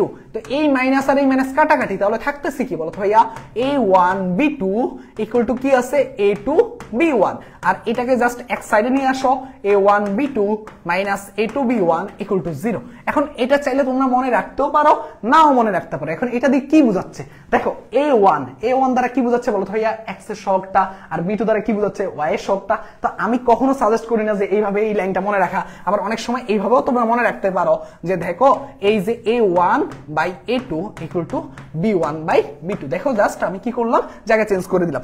এখন দেখো এইভাবে তুমি চাইলে মনে রাখতে পারো x এর সহগ বাই এইখানে দেখো প্রথম রেখার x এর সহগ ডিভাইডেড বাই দ্বিতীয় রেখার x এর সহগ, প্রথম রেখার y এর সহগ ডিভাইডেড বাই দ্বিতীয় রেখার y এর সহগ। যেইভাবে ইচ্ছে সেইভাবে তোমরা মনে রাখতে পারো, কিন্তু এইভাবে মনে রাখার চাইতে জাস্ট একটা লাইন মনে রাখবো যে দুইটা রেখার সমান্তরাল হওয়ার শর্ত কি বলতো ভাইয়া তাদের ঢাল দৈর্ঘ্যের মান কি হবে বলতো ভাইয়া সমান হবে। এর চাইতে সহজ কোনো হিসাব নাই। তাহলে এইটা যদি পারো তাহলে আমরা একটু সমান্তরাল রেখা শিখলে আমরা একটু লম্ব রেখা শিখবো না বলতো ভাইয়া? চলো আমরা একটু লম্ব রেখা দেখি। আমরা একটু এই সাইডে একটু কি দেখবো বলতো ভাইয়া লম্ব রেখা দেখবো। তাহলে এখান থেকে আমরা কি শিখলাম? এখান থেকে আমরা শিখলাম a1 by a2 equal to b1 by b2, মনে রাখবা। ঠিক আছে ভাইয়া, এবার একটু আমরা লম্ব রেখা দেখি। ধরো তোমার এরকম একটা রেখা আছে এবং তোমার কি আছে বলতো ভাইয়া আরেকটা রেখা আছে। তো এটা একে অপরে কি আছে বলতো ভাইয়া? এটা একে অপরের লম্ব আছে। তো এই রেখাটা হলো a1x plus b1y plus c1 equal to 0। এই রেখাটা কি a2x plus b2y plus c2 equal to কত হবে বলতো ভাইয়া 0 হবে। এখন একে অপরের লম্ব হওয়ার শর্ত কি বলতো ভাইয়া? ঢাল দৈর্ঘ্যের মান কি হয় তোমরা শিখে আসছিলে, এটা যখন দুইটা রেখা এক অপরের লম্ব হয় তখন তাদের ঢাল দৈর্ঘ্যের গুণফলের মান -1 হয়। এটা তোমরা চাইলে প্রমাণও করতে পারো। একটা রেখার ঢাল বের করবা, একটা রেখার ঢাল বের করে গুণ করে দেখবা তাদের ঢাল দৈর্ঘ্যের গুণফলের মান -1 হচ্ছে। তার মানে এই রেখাটা দেখো, এই রেখাটার ঢাল কত আসতেছে? আমার এই রেখাটার ঢাল আসতেছে m1 ইকুয়াল টু কত আসতেছে -a1 by b1, R m2 এর মান কত আসতেছে বলতো ভাইয়া -a2 বাই b2। তাহলে ঢাল m1 into m2 equal to কত হবে বলতো ভাইয়া -1। m1 কত আছে বলতো ভাইয়া -a1 বাই b1, আর এটা কি আছে -a2 by b2 equal to কত আছে -1। তাহলে এখান থেকে কি আসতেছে বলতো ভাইয়া? এখান থেকে আসতেছে a1 a2 R b1 b2 equal to -1, আর এটাকে যদি তুমি আর গুণন করে দাও তাহলে কি আসতেছে a1 a2 ইকুয়াল টু এই দেখো -b1 b2 এক পাশে নিয়ে আসলে কি হবে plus b1 b2 equal to কত হচ্ছে 0। তার মানে এখান থেকে কি পাচ্ছ a1 a2 plus b1 b2 equal to কত বলতো ভাইয়া 0। তার মানে জাস্ট একটা জিনিস মনে রাখবা, একটা কি ছিল? একটা ছিল অনুপাত আকারে, আর একটা কি আছে বলতো ভাইয়া পাশাপাশি গুণ আকারে, মাঝখানে শুধু যোগ চিহ্ন। চাইলে এইভাবে তোমরা ইজিলি মনে রাখতে পারো। এটা কি নির্দেশ করতেছে দেখো তো? x এর সহগ এবং দুইটা রেখার x এর সহগ। প্লাস দুইটা রেখার কি এর সহগ y এর সহগ ইকুয়াল টু কত হবে 0 হবে। আর এটা কি ছিল দুইটা রেখার x এর অনুপাত ইকুয়াল টু দুইটা রেখার y এর অনুপাত। তো আশা করি বুঝতে পারছো। যদি এইটা বুঝতে পারো তাহলে আমরা এখন কি করব এই টাইপের ম্যাথগুলো প্র্যাকটিস করব।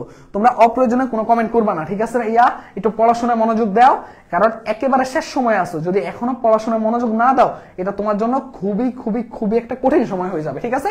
তো চলো এই ম্যাথটা আমরা করবো এখন, ঠিক আছে ভাইয়া? কি বলতেছে, এই একটা রেখা আছে, এই একটা রেখা আছে, রেখা দ্বয়ের কে এর মান কত বলছে লম্ব। আচ্ছা লম্ব হওয়ার শর্ত একটু আগে শিখে আসছিলাম, কি শিখে আসছিলাম? a1 e2 plus b1 b2 equal to কত 0। তাহলে তুমি আমাকে বলো a1 এর মান কত আছে 2, a2 এর মান কত আছে বলো তো ভাইয়া 3, প্লাস b1 এর মান কত আছে বলো তো ভাইয়া 3, আর b2 এর মান কত আছে k ইকুয়াল টু কত 0। তোমাকে জিজ্ঞেস করছে কি k এর মান বের করতে, তাহলে বের করা কি খুব কঠিন কাজ বলো তো ভাইয়া? 3k equal to -6, k equal to হবে কত বলো তো ভাইয়া? k ইকুয়াল টু হবে -2। তার মানে c এর মানটা কত -2। এই বুঝতে পারছো কিনা বলো? এটা যদি বুঝতে না পারো তাহলে তোমাদের কিন্তু শুনি আছে, বুঝতে পারছো? ক্লাসে এমনি উল্টাপাল্টা কথা বলতেছো, তার উপর আবার ক্লাস মনোযোগ দিয়ে করতেছো না। ওকে, বুঝতে পারছে? Very good very good. তার মানে তোমরা ইজিলি এই ম্যাথটাও বুঝতে পারছো। যদি এই ম্যাথটা বুঝতে পারো তাহলে এই ম্যাথটা করতে পারবা না বলো তো ভাইয়া? যার শর্তটা বলে দেয়, দেখি কে সবার আগে করতে পারে, দেখি কে সবার আগে করতে পারে। শর্তটা কি বলো তো ভাইয়া? শর্তটা হলো যে x এর যে অনুপাত a1 বাই এই যে দেখো দ্বিতীয় যে রেখাটা আছে তার অনুপাত ইকুয়াল টু কি হবে y এর অনুপাত, তারপরে কি হবে বলো তো ভাইয়া? এখানে যে y আছে তার অনুপাত। দেখি করো তো বলো তো ভাইয়া? জাস্ট মানগুলা বসাই দাও, জাস্ট তাও মানগুলো তোমাকে বসাই দিচ্ছি, দেখি কে করতে পারে। তারপরে যদি না করতে পারো তাহলে তোমাদের কি আছে বলো তো ভাইয়া? মাইর আছে, মাইর মাইর। দেখি কে সবার আগে করতে পারে, দেখি সবার আগে কে উত্তর দিতে পারে।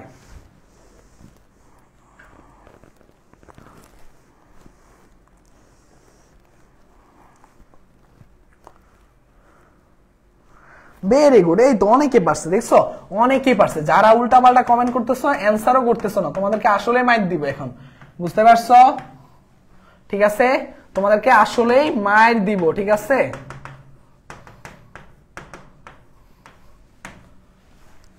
দেখো জাস্ট কি করলাম, মানগুলো বসাই দিয়ে বাকিটা ক্যালকুলেশন। এর চাইতে সহজ কোনো ক্যালকুলেশন হয়? হয় না। পরীক্ষা আসবে রে ভাই, পরীক্ষায় আসলেই আসবে। তুমি যদি এখন যদি মনোযোগ না দাও তাহলে এটা তোমার ব্যর্থতা থাকবে, বুঝতে পারছো? তাই ভালো মতো একটু মনোযোগ দাও, একটু ভালো মতো মনোযোগ দাও, তাহলেই হবে, আর কিচ্ছু লাগবে না, তাহলেই হবে, আর আসলেই আর কিচ্ছু লাগবে না।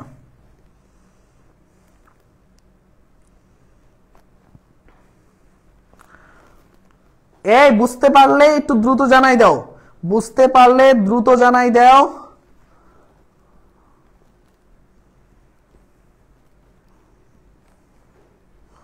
ওকে ঠিক আছে, চলো এবার আমরা নেক্সট টপিকে যাব, ঠিক আছে? আমাদের এখনো সরলরেখা চ্যাপ্টারে শেষ হয় নাই, তাই না? আচ্ছা এরপরে দেখো দেখো দেখো, ওকে সরলরেখা চ্যাপ্টারটা মোটামুটি শেষ। এবার আমরা যাব কোথায়? আচ্ছা বুঝতে পারছি, এবার আমরা যাব কোথায়? বৃত্তর মধ্যে, ঠিক আছে? চলো আমরা এবার বৃত্ত দেখবো, ঠিক আছে? ওকে, বৃত্ত চ্যাপ্টার থেকে আমরা বেশি কিছু দেখবো না, বৃত্ত চ্যাপ্টারে শর্টকাট নাই বললেই চলে। তবে সবচেয়ে মানে সহজ দুইটা শর্টকাট আছে বৃত্ত চ্যাপ্টারে, কিন্তু এই সহজ দুইটা শর্টকাট থেকে একটা শর্টকাট প্রায় টাইমে পরীক্ষায় আসে, খুবই সস্তা খুবই সহজ, কিন্তু জিনিসটা কি অল্প সময়ের মধ্যে তোমাকে করা লাগবে, ঠিক আছে ভাইয়া? দুইটা পয়েন্ট বলছে, খুবই সহজ, একদম সহজ, কিন্তু তোমাকে অল্প সময়ের মধ্যে করা লাগবে। যে জিনিসগুলো তুমি অনেক সহজ জানো, অনেক অল্প সময়ের মধ্যে করতে পারবা, তাহলে তুমি কি করবা? অন্যান্য ম্যাথে, কঠিন ম্যাথে তুমি সময় দিতে পারবা। তাহলে প্রথম টপিকটা হলো কেন্দ্র ব্যাসার্ধ। কেন্দ্র ব্যাসার্ধ আমার কাছে মনে হয় না যে তোমাদেরকে এত পড়ানো হয়েছে আর যে খুব বেশি পড়ানো লাগবে এমন না ব্যাপারটা, তাই না বলো তো ভাইয়া? ধরো আমি একটা এক্সাম্পল দিচ্ছি, ধরো কি করব বলো তো ভাইয়া? একটা বৃত্তের ইকুয়েশন আমরা জানি x² + y² + 2gx plus 2fy plus c equal to কত 0। এটা হলো কি বৃত্তের আমরা কি জানি বলো তো ভাইয়া সাধারণ ইকুয়েশন, তাই না? এটা আমরা সবাই জানি না বলো তো ভাইয়া এটা হলো কি বৃত্তের সাধারণ ইকুয়েশন। এখন এটা যদি বৃত্তের সাধারণ ইকুয়েশন হয়, একটু বোঝার চেষ্টা করবা, এটা যদি বৃত্তের সাধারণ ইকুয়েশন হয় আমরা কেন্দ্র কি জানি বলো তো ভাইয়া? আমরা কেন্দ্র জানি -g, -f। এখন তুমি বলতে পারো ভাইয়া এগুলো শেখানোর কি আছে, এগুলো তো আমরা পারি, তাই না বলো তো ভাইয়া? এগুলো তুমি বলো যে ভাই এগুলো শেখানোর কি আছে, এগুলো তো আমরা পারি। হ্যাঁ আমি জানি তোমরা পারো, কিন্তু এখানে একটা টেকনিক শিখাই দিই, ছোট্ট ছোট টেকনিক, এগুলো তোমার হয়তো পরীক্ষায় কাজে লাগবে, ঠিক আছে? বৃত্ত চাপটা থেকে খুব একটা শেখানোর কিচ্ছু নাই। দেখো এখানে কি শিখাবো, তুমি এখানে জাস্ট কি করবা, দেখো তো ভাইয়া -g কিভাবে আসতে পারে? x এর সহগ আছে কত বলো তো ভাইয়া? 2g। x এর সহগ আছে কত বলো তো ভাইয়া? 2g। তাকে তুমি কি করবা বলো তো ভাইয়া? -g লাগবে তোমার। তাহলে তুমি যদি -2 দিয়ে ভাগ করো তাহলে আসবে কি 2 কাটাকাটি গিয়ে -g। তার মানে কি হলো বলতো ভাইয়া? x এর যে সহগটা আছে তাকে যদি তুমি -2 দিয়ে ভাগ করো তাহলে তুমি বৃত্তের কেন্দ্রের বুঝ পাবা। কি বললাম ভাইয়া? তুমি যখন x এর যে সহগটা আছে তাকে যদি তুমি -2 দিয়ে ভাগ করো তাহলে তুমি কি পাবা? বৃত্তের কেন্দ্রের বুঝ পাবা, ঠিক আছে? এরপরে দেখো ভাইয়া, হ্যাঁ যোগজীকরণও যাবো, ঠিক আছে ভাইয়া? এরপরে দেখো ভাইয়া, তুমি যদি দেখো বৃত্তের কেন্দ্রের কুটি সেটা কি বলো তো ভাইয়া? 2f কে তুমি যদি -2 দিয়ে ভাগ করো তাহলে কি হবে বলো তো ভাইয়া? -f হবে। তার মানে কি তুমি যখন বৃত্তের কেন্দ্রে দেখো, তুমি যখন y এর এই যে দেখো ভাইয়া একটু ভালো করে দেখো, তুমি যখন x এর সহগকে -2 দিয়ে ভাগ করছো কেন্দ্রে বুঝ পাইছো, y এর সহগকে তুমি যদি -2 দিয়ে ভাগ করবা কি পাবা বলো তো ভাইয়া? বৃত্তের কেন্দ্রের কুটি পাবা। খুব বেশি, খুব ইজি, তাই না বলো ভাইয়া? কিন্তু তোমাকে যখন পরীক্ষা না তোমাকে অনেক সময় দেখা যায় যে কি করে বলো তো ভাইয়া? 2x² plus 2y² plus 6x plus 8y plus 9 equal to 0। এখন তোমাকে আমি যদি জিজ্ঞেস করি ভাইয়া তুমি একটু এই বৃত্তের ইকুয়েশনের কেন্দ্র বের করে বলো, তোমরা সবাই অ্যান্সার দিবে, আমি জানি খুব ভালো মতো জানি তোমরা সবাই অ্যান্সার দিবে কত? 6/-2 আর 8/-2, তাই কিনা বলো তো ভাইয়া? তাহলে অ্যান্সার তো ইজি ভাইয়া, -3 -4, তাই না ভাইয়া? কিন্তু জানো ম্যাথটা যে আসলে ভুল কেন? কারণ আমরা বৃত্তের শর্তের মধ্যে শিখে আসছিলাম x² এবং y² সহ আমরা সবসময় কি করবো বলো তো ভাইয়া? সবসময় এই সপ্তাহে যত রকমের ম্যাথ করবো সবসময় এই শখটাকে কি রাখার চেষ্টা করবো? 1 রাখার চেষ্টা করবো, যাতে কি হয় বলতো আমার যে কোনো ধরনের, কারণ আমরা কেন্দ্র শিখছিলাম কখন? যখন বৃত্তের ইকুয়েশনের মধ্যে x² এবং y² সহগ 1 ছিল তখন আমরা কেন্দ্র শিখছিলাম এইটা। যদি আমার যদি সহগ 1 না থাকে তখন আমার কেন্দ্রটা চেঞ্জ হয়ে যাবে না। বুঝতে পারছো কনসেপ্টটা? তার মানে কি? তার মানে এই ভুলটা করা যাবে না, ঠিক আছে ভাইয়া? একটু মনে রাখতে হবে সাধারণ সমীকরণ বা এটা কি বলতো ভাইয়া আমাদেরকে তৈরি করে নেওয়া লাগবে, তারপরে আমরা যেন আমরা কেন্দ্র বের করতে পারি। ওকে ডান, খুব ভালো কথা। তাহলে এখান থেকে আমরা ইজিলি এই যে কি বলতো ভাইয়া x এর সহগকে আমরা কেন্দ্র কি বলবো? x এর সহগকে আমি যখন কি করব বলতো ভাইয়া? x এর সহগকে আমি কি করব? x এর সহগকে আমি -2 দিয়ে ভাগ করব এবং y এর সহগকে আমি কি করব বলতো ভাইয়া? -2 দিয়ে ভাগ করব। তাহলেই আমি কি পেয়ে যাব? বৃত্তের কেন্দ্র। আর ব্যাসার্ধ কি? ব্যাসার্ধ তো আমরা জানি r ইকুয়াল টু কি বলতো ভাইয়া? √g² plus f² - c।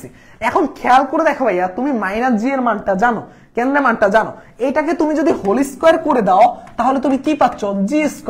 এটাকে তুমি যদি হোল স্কয়ার করে দাও কি পাচ্ছ? f²। তার মানে কি যেই কেন্দ্রটাই পাবা তাকে হোল স্কয়ার করে দিলে g² পাবা, f² পাবা। c এর মান তো তোমাকে দেওয়াই থাকবে। বলো বলো পরীক্ষা আসলে পারবা না? ইজিলি পারবা। এখন দেখি আমরা একটা ম্যাথ সলভ করি, তাহলে দেখবো যে আসলে কতটুকু তুমি পারো, ঠিক আছে ভাইয়া? দেখবো তুমি এখন কতটুকু পারো। এই হলো কোশ্চেন, এই হলো কি কোশ্চেন, দেখি কে কে করতে পারে। এই হলো বৃত্তের ইকুয়েশন, কি বলতেছে?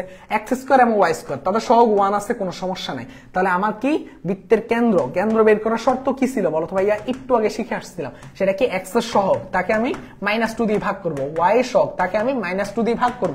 তাহলে আসতেছে কত? আসতেছে কত? 3,4। খুব ভালো কথা, তাই না? এখন আমার ব্যাসার্ধ কি হবে বলো তো ভাইয়া? আমি শিখাইছি এইটাকে তুমি এই যে r ইকুয়াল টু কি ছিল? √g² plus f² - c।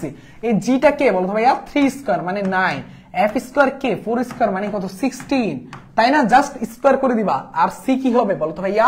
-75, তাই কিনা? মাইনাস তো আগের আছেই সূত্রে মাইনাস, আর c এর মানটা আছে -75। এটা করলে আসবে কত? 100 কে বর্গমূল করলে হবে 10, আর 10 হলো কারেক্ট অ্যান্সার।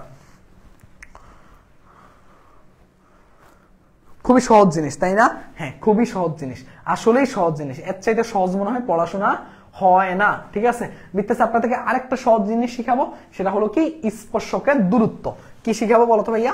স্পর্শকের দূরত্ব শিখাবো। ঠিক আছে, এটা খুব ভালো করে মনোযোগ দিয়ে দেখো। এই হলো কি একটা বৃত্ত, ঠিক আছে ভাইয়া? এই হলো কি একটা বৃত্ত।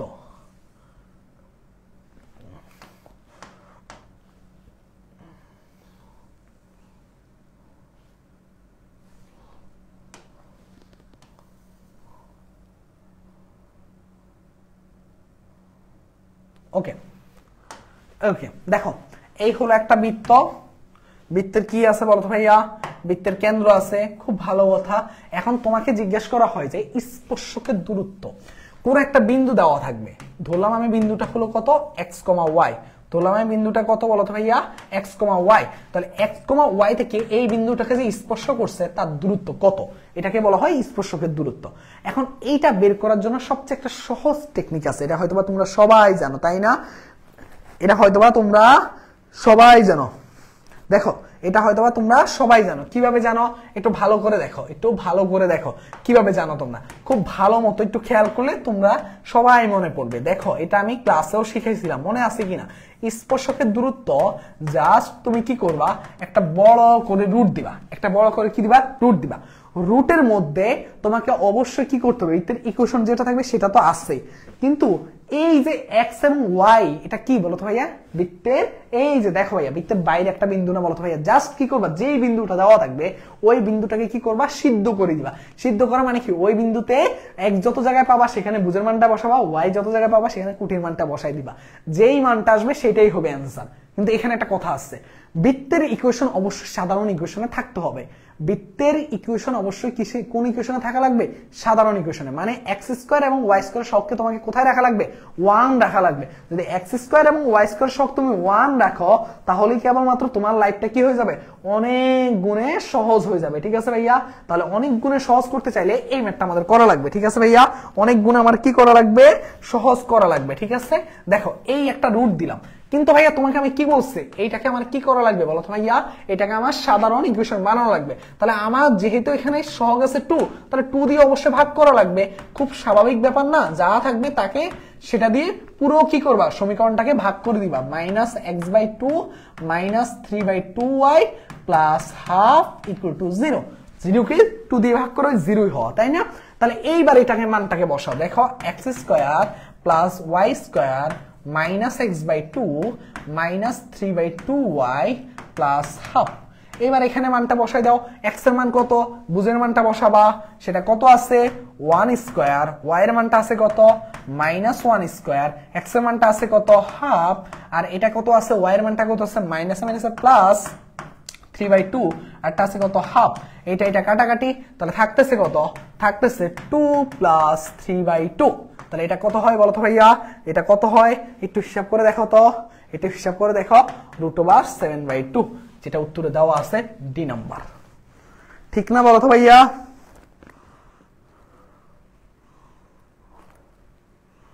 বুঝতে পারছো কিনা বলো তো ভাইয়া?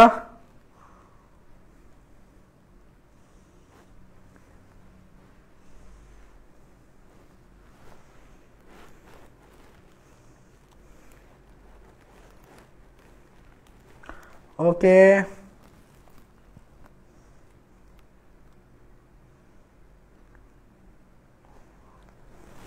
ওকে, চলো আমরা এবার কিসে যাব বলো তো ভাইয়া? আমরা এবার চলে যাব কোথায়, কোথায় যাব বলো? সংযুক্ত কোণের ত্রিকোণমিতি অনুপাত, এই চ্যাপ্টারটা যাব। ঠিক আছে, এই তোমরা এই অবধি আমাদের দুইটা চ্যাপ্টার শেষ হয়েছে, সরলরেখা শেষ হয়ে গেছে, বৃত্ত শেষ হয়ে গেছে। বুঝতে পারছো কয়জন আমাকে একটু বলো? বুঝতে পারছো কয়জন একটু আমাকে?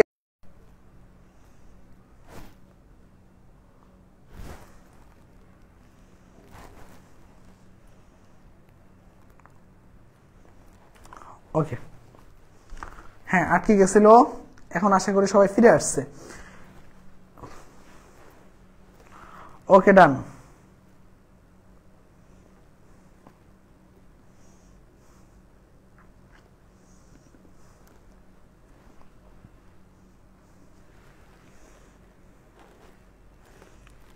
ওকে, লাইভটা অনেকের আটকে গেছিল তাই না? আশা করি এখন ঠিক আছে। তো চলো আমরা শুরু করি, ঠিক আছে? চলো আমরা শুরু করি। ওকে ডান, চলো। আমাদের এইবারের চ্যাপ্টারটা হলো সবচেয়ে ইন্টারেস্টিং চ্যাপ্টার। সেটা কি বলতো ভাইয়া? সেটা হলো সংযুক্ত কোণের ত্রিকোণমিতি অনুপাত। কি? সংযুক্ত কোণের ত্রিকোণমিতি অনুপাত। ঠিক আছে, আমরা এই চ্যাপ্টারটা এখন খুব ভালো মতো শেষ করব, তাহলে আমাদের অনেক বড় একটা চ্যাপ্টার শেষ হয়ে যাবে। ঠিক আছে ভাইয়া? তো এই চ্যাপ্টারটাতে তুমি যদি একটু দেখো, কোনো টপিক আকারে ভাগ করা নাই, শুধু কি দেওয়া আছে? খালি দেওয়া আছে, তাই না? তার মানে কি এই চ্যাপ্টারের ম্যাথগুলা একটু ইন্টারেস্টিং ম্যাথ। কারণ কি এই চ্যাপ্টারে তুমি না টাইপ আকারে খুব একটা ভাগ করে যে মানে উঠতে পারবা, মানে এই জিনিসটা খুবই কঠিন। তার কারণে আমরা কি করব? ম্যাথ দিয়ে একেবারে ভালো মতো প্র্যাকটিস করব। কমেন্টটা কি বুঝতে, মানে পয়েন্টটা কি বুঝতে পারছো? জাস্ট আমরা কি করব? ম্যাথ দিয়ে আমরা চ্যাপ্টারটা ক্লিয়ার হয়ে যাব। ঠিক আছে, একটু ভালো মতো সবাই লক্ষ্য করো। আমি বলছি যে 15টা শর্টকাট ইনশাআল্লাহ এখান থেকে পরীক্ষায় কমন আসবে। এটা কেন বলছি? কারণ হলো যে এই টাইপের কোশ্চেনগুলো পরীক্ষায় দিয়ে থাকে। ঠিক আছে, তো দিয়ে থাকলে তোমরা একটু ভালো মতো এগুলা অল্প সময়ের মধ্যে করার চেষ্টা করবে, যাতে অন্য ম্যাথে তুমি সময় দিতে পারো। ঠিক আছে ভাইয়া, আশা করি বুঝতে পারছো। তাহলে আমরা চলো শুরু করি। আমরা চলো তাহলে একটু শুরু করব। ঠিক আছে, কোনটা বলবো? সংযুক্ত কোণের ত্রিকোণমিতি অনুপাত। ঠিক আছে, তো আমাদের সংযুক্ত কোণের ত্রিকোণমিতি অনুপাতে প্রথম যে ম্যাথটা রাখা হয়েছে, এই ম্যাথটা রাখা হয়েছে। তো এই ধরনের ম্যাথগুলো করার ক্ষেত্রে তুমি কি করবা? একটু ভালো করে দেখো, এই ধরনের ম্যাথগুলো করার ক্ষেত্রে তুমি কি করবা? কি দেওয়া আছে? cos square 60 degree plus a plus cos square 60 degree minus a এর মান কত? এই হলো কোশ্চেন। এখন খেয়াল করে দেখো ভাইয়া, তুমি সব সময় এই ধরনের ম্যাথের ক্ষেত্রে এখানে অজানা একটা মানই আছে। অজানা একটা কি আছে বলো তো ভাইয়া? রাশি আছে। সেটা কি? এ। তাহলে এর মানটা তুমি একটু ধরে নাও না। এর মানটা তুমি কি করো? একটু ধরে নাও। হয় এ ইকুয়াল টু ধরো কত? ধরো 30 ডিগ্রি ধরো। এ ইকুয়াল টু কত ধরবা? 30 ডিগ্রি ধরো। 30 ডিগ্রি ধরলে দেখো এটা কি হয়। এ ইকুয়াল টু 30 ডিগ্রি ধরলে তোমার যেটা হবে যে cos square 60 plus 30 plus cos square 60 minus 30। খুব ভালো কথা। বলতো cos 90 ডিগ্রি মানে cos square 90 degree plus cos square 30 degree. বুঝার চেষ্টা করবা। cos 90 ডিগ্রি মান কত? 0। 0 কে হোল স্কয়ার করলে 0। cos 30 মান কত? √3/2। তাকে হোল স্কয়ার করলে কত হবে? √3/2 কে হোল স্কয়ার করলে হবে 3/4। দেখো এটাই হলো কি বলতো অ্যান্সার। এখন এইটা অ্যান্সার না, আসলে আসলে আমার অ্যান্সার এখানের মধ্যে লুকিয়ে আছে, সেটাকে আমার বের করা লাগবে। কিভাবে বের করবো বলতো ভাইয়া? এখানে আমার জাস্ট কি করবো বলতো ভাইয়া? এর মানটা বসিয়ে চেক করবো। দেখি তো 1 মাইনাস হাফ cos 2 ইন্টু এর মান কত ধরছিলাম? 30। তার মানে 2 ইন্টু 30, তার মানে 1 মাইনাস হাফ cos 60। cos 60 মান কত? হাফ। তার মানে কত? 1 মাইনাস 1/4। তাহলে এটা করলে কত আসবে? 3/4। 3/4 এইটা এবং এটা কি একই? যদি এমন মান সমান হয়ে যায় তাহলে আমরা কি বলতে পারবো? এ নাম্বারটা হলো কারেক্ট অ্যান্সার। বুঝতে পারছো ভাইয়া? এ হলো কারেক্ট অ্যান্সার। জাস্ট আমরা কি করব বলো তো ভাইয়া? জাস্ট আমরা কি করব? জাস্ট তোমরা এইভাবে মনে রাখবা যে যেগুলা অজানা রাশি থাকবে সেটাতে আমরা মান ধরে এই চ্যাপ্টারে ম্যাথগুলা করার চেষ্টা করব। ঠিক আছে ভাইয়া? জাস্ট এইটুকু মনে রাখলেই হবে। এরপরে দেখো আমরা এই ম্যাথটা আনছি।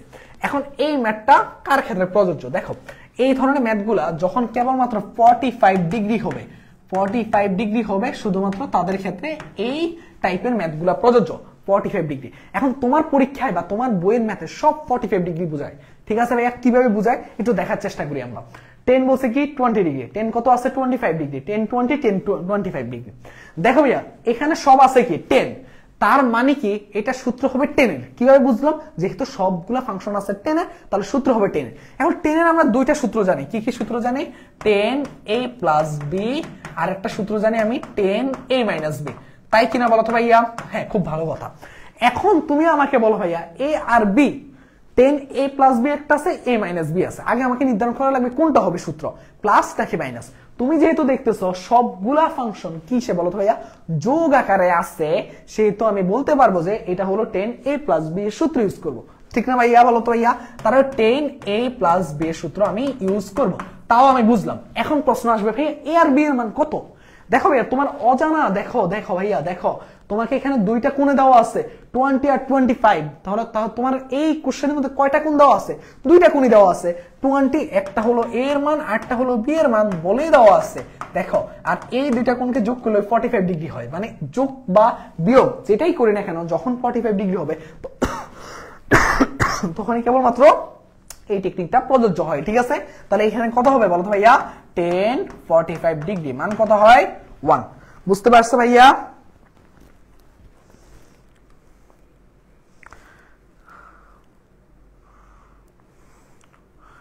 ভেরি গুড, সবাই পারছে। ঠিক আছে, ওকে, যদি সবাই পারো তাহলে দেখি এরপরে কি আছে।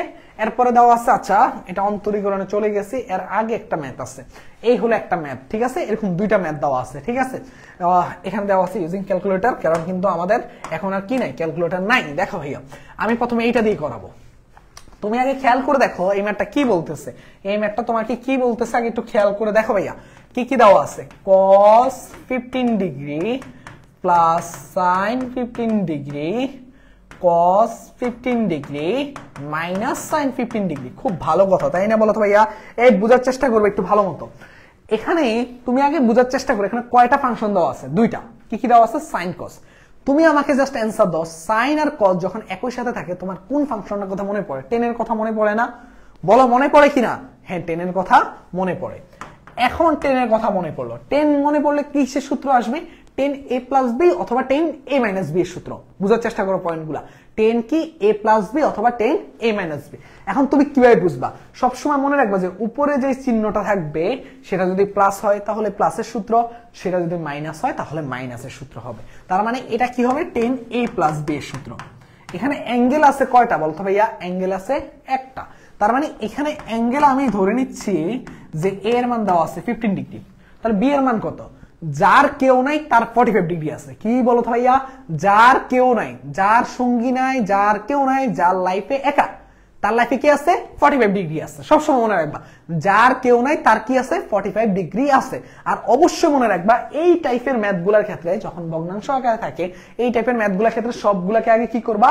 একই কোণে রূপান্তর করবা, একই কোণে রূপান্তর করবা। যেমন এখানে 15 আছে, কিন্তু এর আগের ম্যাথটা দেখো তো 15 আছে নাই, একটা 15, একটা 75, একটা 15। তার মানে চারটা কোণের মধ্যে দুইটা কোণ একই রকম, দুইটা কোণ একই রকম, তাই না? দুই রকমের কোণ দেওয়া আছে না?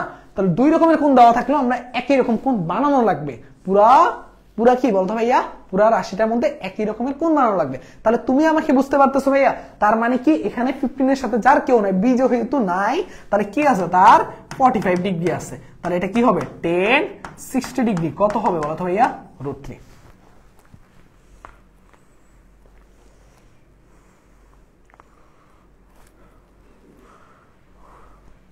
আচ্ছা, অনেকে বলছে যে আমার জন্য দেখতে সমস্যা হয়। এই এখন দেখা যাচ্ছে?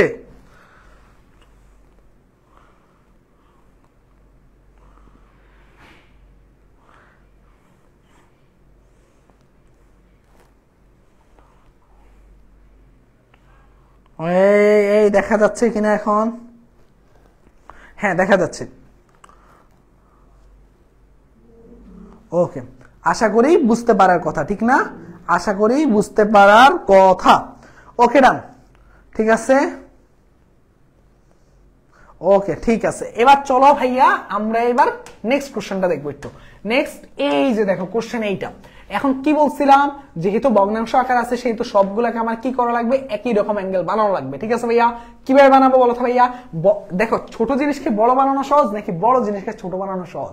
অবশ্য বড় জিনিসকে ইজিলি ছোট বানানো সহজ না, তাহলে আমরা বড়কে ছোট বানাবো। ঠিক আছে ভাইয়া, দেখো তো সাইন কি বলতেছে 75 ডিগ্রি প্লাস কি বলতেছে সাইন 15 ডিগ্রি, সাইন কত বলতেছে 75 ডিগ্রি মাইনাস কি বলতেছে সাইন 15 ডিগ্রি। খুব ভালো কথা। দেখো ভাইয়া, বুঝার চেষ্টা করবা। সাইন 75 ডিগ্রি আছে, এটাকে আমি কিভাবে লিখতে পারি একটু খেয়াল করে তো দেখো তো ভাইয়া, লেখা যায় কিনা একটু বলবা ভালো করে। সাইন 90 ডিগ্রি মাইনাস কত বলা যায়? 15 ডিগ্রি। মাইনাস কত বলা যায়? 15 ডিগ্রি। আর এখানে কত আছে? Sine 15 degree. দেখো, বুঝার চেষ্টা করবা ভাইয়া। আবার দেখো এখানে কি আছে? সাইন 90 ডিগ্রি মাইনাস, দেখো এই যে 90 থেকে 15 বাদ দিলে 75 থাকতেছে। আবার দেখো এই নিচেরটাও দেখো, ওই 90 থেকে 15 বাদ দিলে কি থাকতেছে? 75 থাকতেছে। মাইনাস কত? Sine 15 degree. ঠিক আছে ভাইয়া, এবার একটু বোঝার চেষ্টা করো, দেখো 90 ডিগ্রির গুণিতক কি আছে, জোড় না বিজোড়? বিজোড় আছে। বিজোড় থাকলে ফাংশন কি হবে বলো তো ভাইয়া? জাস্ট একটু ভালো মতো বোঝার চেষ্টা করো, 90 ডিগ্রি গুণিতক যদি বিজোড় থাকে তাহলে সাইন কি হয়ে যাবে, কজ হয়ে যাবে। এবার দেখো ভাইয়া এটাকে আমি কিভাবে বলবো, cos 15 ডিগ্রি। দেখো এই যে দেখো 90 ডিগ্রি গুণিতক বিজোড়, আর এটা আছে প্রথম চতুর্ভাগে, তাহলে অল পজিটিভ, তার মানে প্লাস চিহ্ন, আর সাইন হয়ে গেছে cos, আর এখানে হয়ে যাবে কত, সাইন 15 ডিগ্রি, আর এটাও হয়ে যাবে কি cos 15 degree minus sine 15 degree. তার মানে কি বলতো ভাইয়া, পুরো ফাংশনটা এখন 15 ডিগ্রিতে চলে আসছে না? যদি পুরো ফাংশনটা 15 ডিগ্রিতে চলে আসে তাহলে কি হবে বলতো ভাই, একটু ভালো মতো বোঝার চেষ্টা করো। পুরো ফাংশনটা যখন 15 ডিগ্রিতে চলে আসবে তখন ইজিলি মনে রাখবে এবং সহজ হিসাব মনে রাখবা যে সেটা কি হয়ে যাবে, এই যে আমার যেহেতু cos এবং sin একই সাথে আছে তাহলে 10 হয়ে যাবে। 10 কিসের সূত্র, a প্লাস b অথবা a মাইনাস b। তাহলে 10a প্লাস b হলে দেখো তো এখানে কিসের সূত্র হবে, 10a প্লাস b নাকি a মাইনাস b? উপরে কি চিহ্ন আছে, a প্লাস b। তার মানে কি এখানের মধ্যে কোন কোনটা বলতো ভাইয়া, একটাই, সেটা কত, 15 ডিগ্রি। এবার বলতো ভাইয়া 10 কি 15 ডিগ্রি, কিন্তু ভাইয়া বি কি বলতো ভাইয়া, বি কিন্তু আমরা জানি না। একটু আগে কি বলছি, যার কেউ নাই তার কি আছে বলতো ভাইয়া, 45 ডিগ্রি আছে। তার কি আছে, 45 ডিগ্রি আছে। তার মানে 10 16 ডিগ্রি ইকুয়াল টু কত, √3। এই বুঝতে পারছো কে বলো?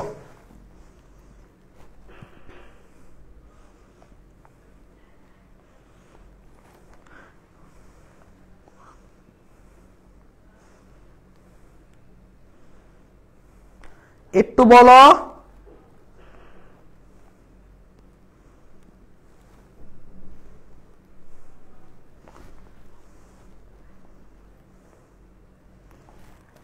বুঝতে পারছো কয়জন, একটু আমাকে বলো।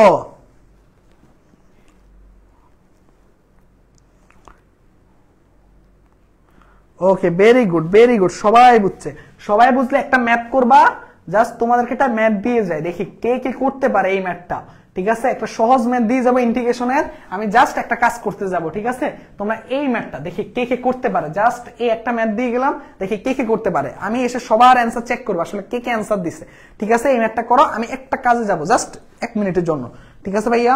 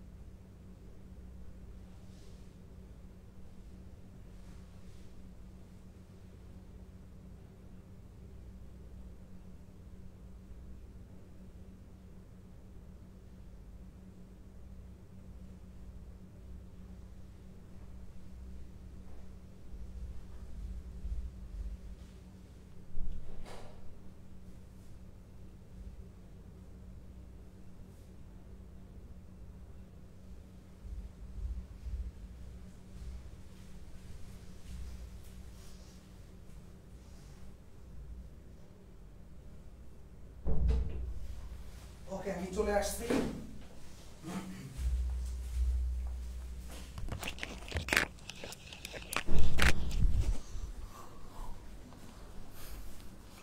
ওকে, দেখ সবাই উত্তর দাও, সবাই একটু উত্তর দাও।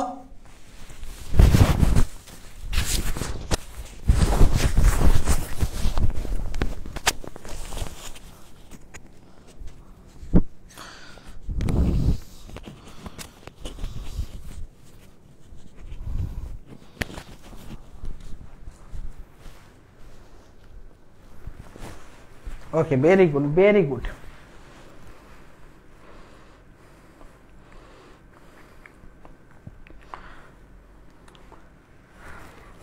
ওকে, ইন্টিগ্রেশন পারি না, ওকে সমস্যা নাই, এই ম্যাথটা আমরা পরে করাবো। জাস্ট আমি একটা কাজে গেছিলাম, তার জন্য এটা তোমাদেরকে করতে দিছি। যারা অ্যান্সার দিছে অনেকে সঠিক হয়েছে, আমি সেটা পরে বলতেছি। ঠিক আছে, তার মানে কি বলতো ভাইয়া, আমরা তাহলে দেখো তাহলে আমাদের কি সংযুক্ত গুণের ত্রিকোণমিতি অনুপাত থেকে কয়টা শর্টকাট দেখলাম? 3 রকমের শর্টকাট। কি কি?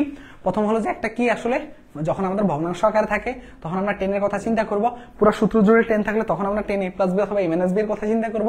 আরেকটা জিনিস শিখছি, যদি কিচ্ছু দেওয়া না থাকে আমরা অজানা রাশিগুলোর মান ধরে আমরা কি করব? সমাধান বের করব। বলো, এর বাইরে আমাদের খুবই খুবই খুবই নগণ্য প্রশ্ন থাকে। তার মানে এইগুলাই তোমরা যদি অ্যাপ্লাই করতে পারো, এই প্রশ্নগুলো বেশি বেশি হয়ে থাকে। আর একটা আসে যে cos 65 degree plus sin 65 degree মানে sin c plus sin d অথবা cos c plus cos d, এই টাইপের সূত্রগুলো প্রশ্ন আসে। খুব যে কঠিন বিষয় তা না। বলো পারবা কিনা? বলো তো ভাইয়া, বলো পারবা না?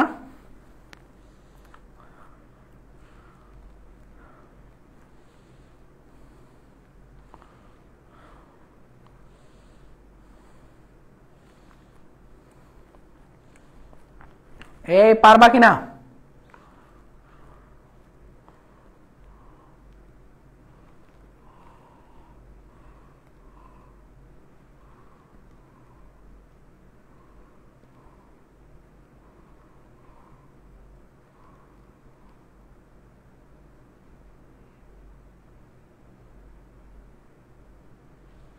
ওকে, ভেরি গুড ভেরি গুড, পারবে পারবে, ঠিক আছে। ওকে ডান, তাহলে চলো। ওকে চলো, আমরা এখন আমাদের সবচেয়ে আকাঙ্ক্ষিত একটা চ্যাপ্টার অন্তরীকরণ শিখবো, ঠিক আছে। তো অন্তরীকরণের মধ্যে আমাদের কয়েকটা শর্টকাট আছে, খুব ভালো ভালো কয়েকটা জায়গা থেকে শর্টকাট আছে। এই কয়েকটা শর্টকাট আমরা ভালো মতো শিখবো, তাহলে আমাদের অন্তরীকরণ আশা করি ক্লিয়ার হয়ে যাবে আজকে, ঠিক আছে। তো অন্তরীকরণ খুব ভালো মতো ক্লিয়ার হয়ে যাবে। তো অন্তরীকরণ চ্যাপ্টার থেকে আমরা কি কি শিখবো সেগুলো আমরা দেখবো আগে, ঠিক আছে ভাইয়া। অন্তরীকরণ চ্যাপ্টার থেকে আমরা কি কি শিখবো? তো অন্তরীকরণ চ্যাপ্টারের মধ্যে তোমার বইয়ে দুইটা পার্ট থাকে, একটা থাকে লিমিটের পার্ট, একটা থাকে লিমিট ছাড়া বাকি সবকিছু। তো লিমিটের পার্টটা আমরা সবসময় একটা রুলসের উপর ডিপেন্ড করি। বলতো কোন রুলসটা, কেউ কি বলতে পারবা কিনা? লিমিটের বেশিরভাগের ম্যাথগুলো আমরা একটা রুলসের উপর কি করি? ডিপেন্ড করি। কোন রুলসটা একটু কেউ বলো, বলো বলো বলো। এই যে ফুয়াদ বলছে যে আহা সেই পছন্দের চ্যাপ্টার, ওরা বলছে যে মারা খাওয়া চ্যাপ্টার। আচ্ছা, এক একজনের কাছে এক এক রকম। বলো, ভেরি গুড। এই যে দেখছো, পূর্ণতা পারছে, পৃথা পারছে, শিমুল পারছে, লা পিটাল রুলস বা এল হসপিটাল ল বা এল হসপিটাল রুলস, তাই না? এটা আমরা জানি সবাই, তাই না? তো এখন দেখো, এখন দেখো ভাইয়া, তুমি দেখো ভাইয়া, খুব ভালো কথা, দেখো অনেকেই পারে। তার মানে আমরা অন্তরীকরণের মধ্যে সবার আগে যে রুলসটা জানি সেটা কি? এল হসপিটাল রুলস বা লা পিটাল রুলস, ঠিক আছে ভাইয়া। এখন এই এল হসপিটাল রুলসটা কি আগে সেটা আমার জানা লাগবে। আগে কি আমার সেটা জানা লাগবে, ঠিক আছে ভাইয়া। খুব ভালো কথা। সেটা আমার জানার জন্য আমি কি করব বলো তো ভাইয়া? আমি জাস্ট একটু তোমাদেরকে একটু সহজ করে দিব, সহজ করে দিব, ঠিক আছে। ধরো লিমিট x টেন্ডস টু 0, তোমাকে কি দেওয়া আছে বলো তো ভাইয়া? একটা কোশ্চেন নেই, তাহলে তোমাদের করাতে বা বোঝাতে সুবিধা হবে। ওই কোশ্চেনটা দিয়ে বুঝাবো যাতে তোমার করতে পরবর্তীতে কি হয়ে যায়? সহজ হয়ে যায়, ঠিক আছে। ওকে দেখো, দেখো ভাইয়া, খুবই কঠিন না, খুবই সহজ একটা জিনিস।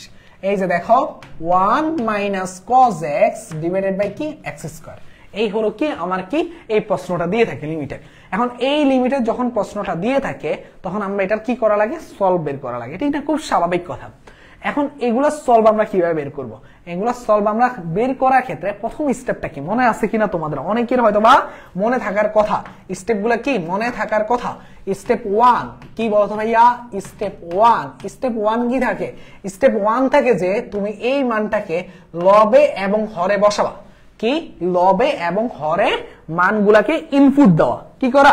ইনপুট দেওয়া। তার মানে কি প্রথম স্টেপটার নাম কি? ইনপুট দিবা। জাস্ট কি করবা বলো তো ভাইয়া? ইনপুট দেওয়া আমার।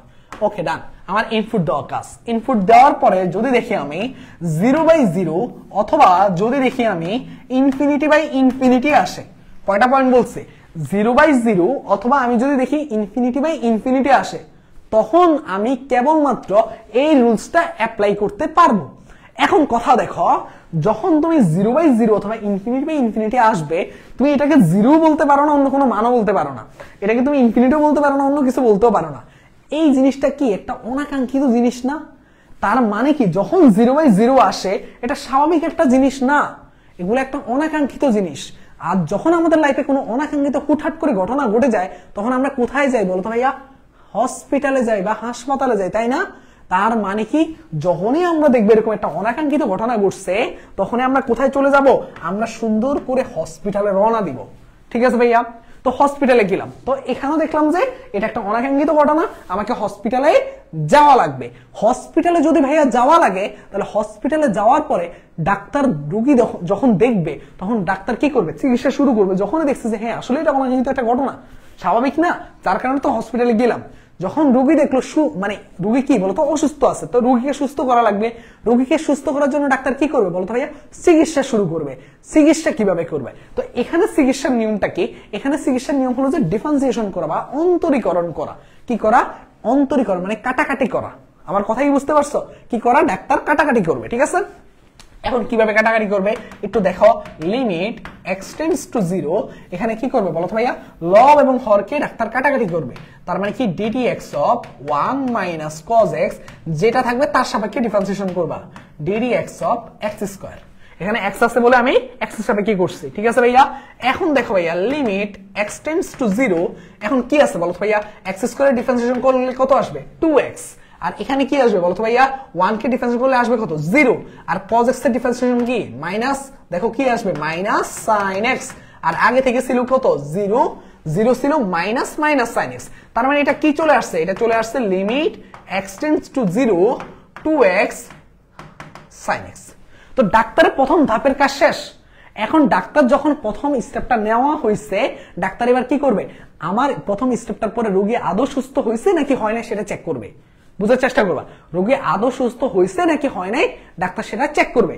এখন রোগী সুস্থ হয়েছে নাকি হয় না এটা কিভাবে বুঝবো, তাহলে তারপরে উনি কি করবে, আবারও সেই মানগুলা কি করবে ইনপুট দিবে। দেখো নিচে কি 0, উপরে কি sin 0, sin 0 মানে কত 0, আর নিচে তো 0, আবারও সেই 0/0, তার মানে আবারও অনাকাঙ্ক্ষিত রেজাল্ট। তার মানে রোগী সুস্থ হয় নাই ভাইয়া, রোগীকে কি করা লাগবে, ডাক্তার আবারও চিকিৎসা করা লাগবে। তাহলে ডাক্তারের চিকিৎসার পদ্ধতি ওই একটাই, ডিফারেন্সিয়েশন করা, লবেও করবে হরেও করবে। ঠিক আছে ভাইয়া, তাহলে কি করবো আমরা বলতো ভাইয়া, ডাক্তার যখন চিকিৎসা করবে লবেও করবে হরেও করবে। লিমিট এক্সটেন্ডস টু 0, এখানে কি sin x কে ডিফারেন্স করলে কত আসবে বলতো ভাইয়া, ddx অফ sin x মানে আসবে cos x, আর ddx অফ 2x মানে আসবে কত বলতো ভাইয়া 2, তাই না? জাস্ট একসাথে লিখি, limit x tends to 0, x K difference দেখো 2, আর এখানে আসবে cos x। খুব ভালো কথা। এইবার ডাক্তার দেখলো যে আমার তো সেকেন্ড স্টেপের কাজ শেষ, ডাক্তার আবারও চিকিৎসা করছে আরেকবার। এখন ডাক্তার দেখবে আদৌ রোগী সুস্থ হয়েছে, এখানে বসায় দেখলো যে রোগী কি বলতো ভাইয়া, এখানে বসায় দেখলো যে নিচে রোগীর নিচে আছে 2, আর উপরে কি আছে সেটা দেখার বিষয় না, কারণ যেহেতু 0/0 আসে নাই অথবা ইনফিনিটি নাই, তার মানে রোগী সুস্থ। রোগী যখন 0/0 আর ইনফিনিটি আসে, রোগী কিন্তু ততক্ষণ অবধি অসুস্থ। কখন সুস্থ হয়, যখন 0/0 আসা বন্ধ হবে তখনই রোগী সুস্থ হয়ে যাবে, তাই কিনা? তার মানে যখন দেখলো যে সে নিচে 2, তার মানে ডাক্তার তো মহা খুশি, আমি তো রোগীকে চিকিৎসা করে কি করলাম, সুস্থ করে ফেললাম। ওকে, ডাক্তারের কাজ শেষ। এখন ডাক্তারের কাজ শেষ হওয়ার পরে আমরা কি করবো বলতো ভাইয়া, হাসপাতালে যাওয়ার সময় আমরা কি করবো, কাউন্টারে যাবো, কি এর জন্য, টাকার হিসাব নিকাশ দেওয়ার জন্য, তাই না বলতো ভাইয়া? কারণ টাকার হিসাব নিকাশ না দিয়ে আমরা তো বেরোতে পারবো না। তো টাকার হিসাব নিকাশ দেওয়া কিভাবে হবে এখানে বলতো ভাইয়া, জাস্ট কাউন্টারে এসে, এখন আর লিমিটের কাজ নাই। এই লিমিটটা কি বলতো ভাইয়া, এটাও আমি মনে রাখার জন্য তোমাদেরকে বলি, লিমিটটা হলো কি আমাদের হসপিটালে বেড, এটা কখন ছিল, একদম প্রথম থেকে রোগী যখন অসুস্থ হয়েছিল তখন থেকে কিন্তু এই বেডটা আমাদের সাথেই ছিল। তখন যখন আমার কাজ শেষ হয়ে গেছে, এই যে আমরা কি বেডটা ছেড়ে দিয়ে আমরা কি করি, সুস্থ হয়ে রোগী আমরা কি করি, বের হয়ে যাব। তার মানে কি এখন জাস্ট কাউন্টারে হিসাব নিকাশ, জাস্ট মানটা বসাই দিবা আবার, cos 0 আর নিচে 2, cos 0 মানে 1/2 মানে হাফ হলো অ্যান্সার। ঠিক আছে ভাইয়া,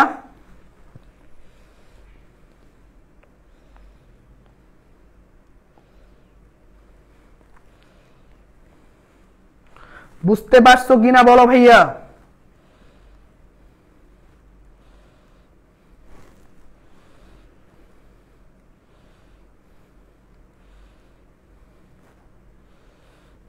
হ্যাঁ হ্যাঁ, আমি হসপিটালে গিয়ে এই নিয়মটা শিখছিলাম। না না, ওরা পড়াশোনা করবে। জাস্ট স্টেপ গুলা কিভাবে মনে রাখবা, প্রথমে অনাকাঙ্ক্ষিত রেজাল্ট হয়েছে, অনাকাঙ্ক্ষিত রেজাল্ট হলে কি হবে, কি হবে বলতো ভাইয়া, অনাকাঙ্ক্ষিত রেজাল্ট হলে আমরা কি করবো, হসপিটালে যাব, হসপিটালে গেলে ডাক্তার চিকিৎসা করবে, অন্তরীকরণ করবে, ডাক্তার চিকিৎসা শেষ হয়ে গেলে আমরা কাউন্টার হিসাব নিকাশ করবো। সবাই বুঝতে পারছো কিনা, যদি বুঝো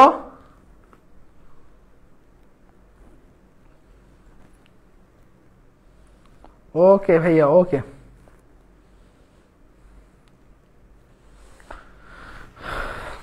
ওকে ওকে,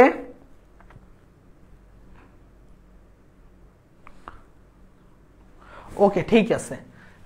ওকে, এইবার আমরা দেখবো প্যারামেট্রিক ইকুয়েশন। আচ্ছা, প্যারামেট্রিক ইকুয়েশনটা আসলে শর্টকাট দেওয়ার চাইতে আমার কাছে মনে হয় যে আমরা প্যারামেট্রিক ইকুয়েশনটা একদম যেইভাবে আমরা ক্লাসে শিখেছিলাম ওইটা ফলো করাটাই বেটার। কারণ আমি লিখছিলাম, কিন্তু যখন আমি ম্যাথ অ্যাড করতে গেছিলাম তখন আমার কাছে মনে হচ্ছে যদি আমি এটা শর্টকাট শিখাতে যাই তাহলে এটা আরো কঠিন লাগবে তোমার কাছে ব্যাপারটা। তাহলে আমরা এই জিনিসটা কি করবো বলো তো ভাইয়া? এই জিনিসটা আমার শিখার কোনো দরকার নাই। আমরা তার চাইতে আরেকটা ইকুয়েশন শিখবো বা আরেকটা ফাংশন শিখবো। সেটা কি? এইটার পরিবর্তে আমরা শিখবো ইমপ্লিসিট ফাংশন। কি ভাইয়া? Implicit function. দেখি এইটার বাংলা মিনিং কেউ বলতে পারে কিনা। শুধুমাত্র শর্ত কি বলতো ভাইয়া? ডিকশনারি কেউ ক্লিক করবা না, ঠিক আছে? ইমপ্লিসিট ফাংশনের বাংলা কি দেখি কে বলতে পারে, দেখি কে বলতে পারে ইমপ্লিসিট ফাংশনের বাংলা কি। যে বলতে পারবে একটা চকলেট পাবা। যাও, একটা চকলেট পাবা সেলিব্রেশন প্রোগ্রামের সময়। যাও,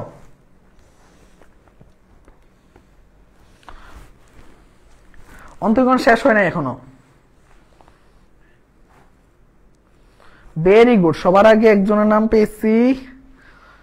ভেরি গুড, পূর্ণতা। ও শিউর না, মানে একটা হোয়াট চিহ্ন দিছে, তবে এরপরে শিউর, ঐশী, জান্নাতুল প্রীতি। আচ্ছা, সব জায়গায় মেয়েরা কেন আগায় আছে বলো তো ভাইয়া? সব মেয়েরা অ্যান্সার দিচ্ছে, তোমরা ছেলেরা কি কমেন্টে করতেছো নাকি উল্টা পাল্টা শুধু? দেখো এখানে যতগুলো অ্যান্সার আসছে সবগুলো মেয়েদের অ্যান্সার, দেখতে পাচ্ছ? ওকে ঠিক আছে, তাই ভালো করে একটু পড়ো, ছেলেরাও একটু পড়ার দিকে মনোযোগ দাও, ঠিক আছে? শুধু কমেন্ট করলে লাভ নাই, চান্স না পেলে কেউ গুরুত্ব দিবে না, মনে রাখবা। দেখো ইমপ্লিসিট ফাংশন বা অব্যক্ত ফাংশন, ঠিক আছে?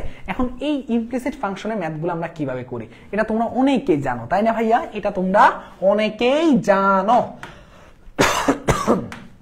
dy by dx equal to আমরা কি জানি বলতো ভাই? মাইনাস x এর সাপেক্ষে ডিফারেন্সিয়েশন, x এর সাপেক্ষে কি বলতো ভাইয়া?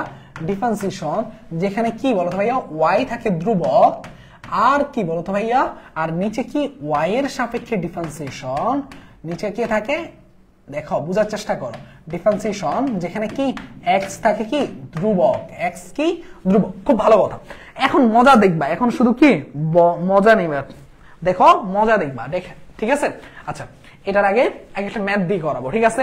একটা ম্যাথ দিয়ে এই জিনিসটা বুঝাবো। জাস্ট একটা মাইনাসের কথা মনে রাখবা, আর এক্স এর সাপেক্ষে ডিফারেন্সিয়েশন যখন করব, ওয়াই জাতীয় যা যা থাকবে, একা যা যা থাকবে সবাই আমরা কি হয়ে যাবে? ধ্রুবক হয়ে যাবে। এবং ওয়াই জিনিসটাই কি হবে তখন? ধ্রুবক। আর নিচে যখন ওয়াই এর সাপেক্ষে ডিফারেন্সিয়েশন করবো তখন কে ধ্রুবক থাকবে বলতো ভাইয়া? এক্স থাকবে ধ্রুবক, ঠিক আছে ভাইয়া?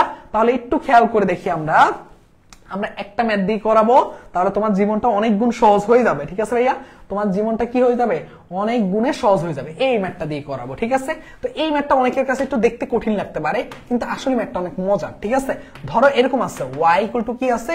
Root over x plus root over x plus root over x plus dot dot dot, ঠিক আছে ভাইয়া? এখন তুমি কি করবা? এটাকে উভয় পাশে বর্গ করে দিবা। তাহলে y square equal to x plus root over x plus root over x plus dot dot dot. দেখো ওই সেম জিনিসটাই ফিরে আসছে। সেম জিনিসটা ফিরে আসলে কি হয়? y square equal to x plus, এটা কে ছিল বলো তো ভাইয়া? y ছিল, তাই না বলো তো ভাইয়া? তাহলে ফাংশনটা কি হয়ে গেছে? ফাংশনটা হয়ে গেছে y square minus x minus y equal to 0, ঠিক আছে? বোঝার চেষ্টা করো। এই যে ইকুয়েশনটা আছে এটা কি বলো তো ভাইয়া? ইমপ্লিসিট ইকুয়েশন বা ইমপ্লিসিট ফাংশন। এখন কিভাবে বুঝলাম? মনে রাখবা যে ইমপ্লিসিট ফাংশন বা ইমপ্লিসিট ইকুয়েশন কি? যেই ফাংশন বা যেই ইকুয়েশনে একসাথে এক্স ওয়াই জাতীয় ফাংশন বা এক্স ওয়াই জাতীয় কি থাকে বলো তো ভাইয়া? এক্স ওয়াই সম্মিলিত মান থাকে। বোঝার চেষ্টা করো, যেই ইকুয়েশনে এক্স ওয়াই সম্মিলিত মান একই সাথে থাকে, তুমি চাইলেও ওয়াই ইকুয়াল টু সামথিং বলতে পারো না, এক্স ইকুয়াল টু সামথিং বলতে পারো না। তার মানে কি ওই জাতীয় ফাংশনকে আমরা কি বলবো? ইমপ্লিসিট ফাংশন, যেগুলো এক্স ওয়াই কি করে? লাইগা থাকে, মানে জোড়ায় জোড়ায় থাকে, মানে একসাথে থাকে, ঠিক আছে ভাইয়া? ইকুয়েশনের মধ্যে, ঠিক আছে? এখন দেখো ভাইয়া,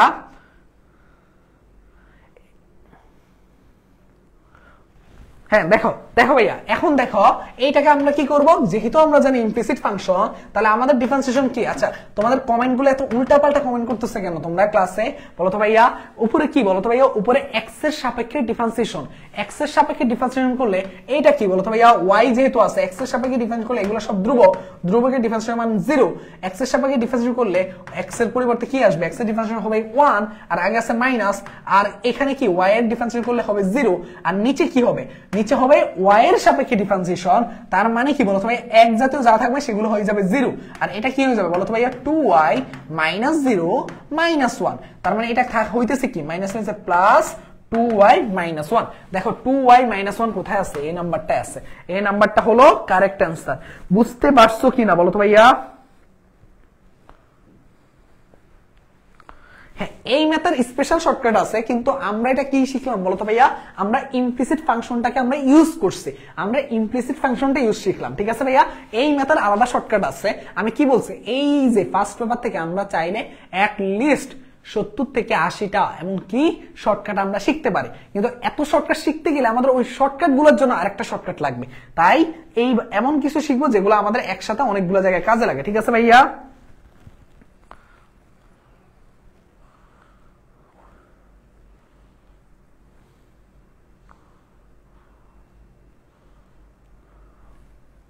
প্রথম স্টেপটা হলো যে তুমি জাস্ট কি করলা, উভয় পাশে বর্গ করে দিলা, তখন দেখলা যে এই বড় রুটটা চলে গেছে, কিন্তু ভিতরের রুটগুলো তো আছে।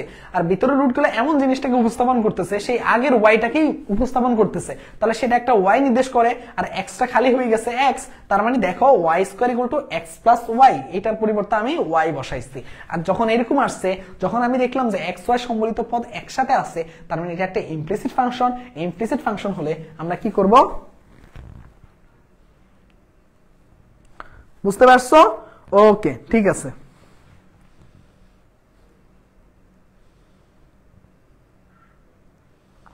ওকে ওকে, বুঝতে পারছে, ভেরি গুড। যদি বুঝতে পারো এটা, তাহলে আমরা চলো এরপরে আমরা কোথায় যাব বলো তো ভাইয়া? আমরা এরপরে এই যে দেখো ফাংশনের সাপেক্ষে ফাংশন অন্তরীকরণ, এটা খুবই সহজ জিনিস। এইটা গুচ্ছতে মাঝে মাঝে আসতো, তবে কৃষি গুচ্ছতে আসার মতো ইম্পর্টেন্ট একটা টপিক। ঠিক আছে, এটা কৃষি গুচ্ছতে আসার মতো একটা ইম্পর্টেন্ট টপিক। কি এটা বলো তো ভাইয়া? একটু ভালো করে দেখো। ফাংশনের সাপেক্ষে বলতেছে কি? ফাংশনের অন্তরীকরণ। একটু বোঝার চেষ্টা করবা কি বলতেছে? ফাংশনের সাপেক্ষে ফাংশনের অন্তরীকরণ। ধরো কোন একটা ফাংশন আছে, তার সাপেক্ষে বলতেছে এই ফাংশনটাকে অন্তরজ করতে। কেমন?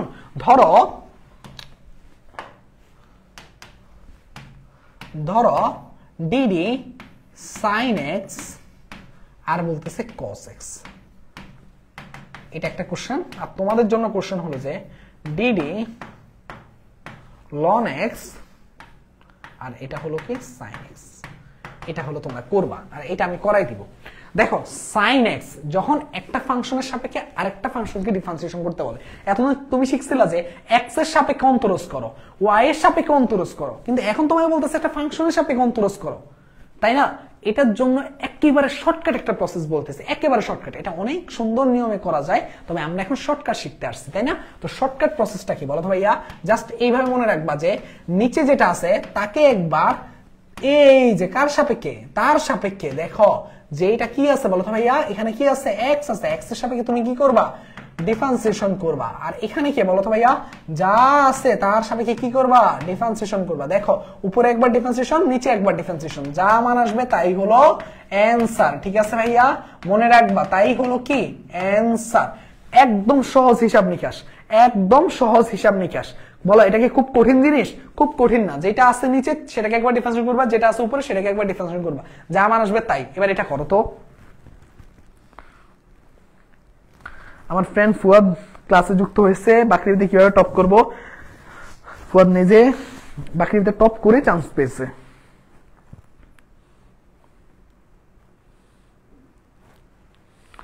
এই বুঝতে পারলে বলো।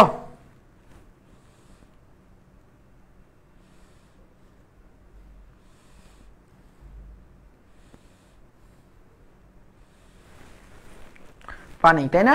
এই যে ভেরি গুড, অনেকেই পারতেছে, অনেকেই পারতেছে, দেখছো? ভেরি গুড, যারা যারা পারছে তোমরা ভেরি গুড। দেখো কার কেন অ্যান্সার কত আসে? এক্স কজ এক্স কার কার আসে তারা একটু জানাও, তাদেরটাই সঠিক। জাস্ট লন এক্স এর ডিফারেন্সিয়েশন 1/x সাইন এক্স এর কজ এক্স, এর চেয়ে সহজ ম্যাথ হয় না।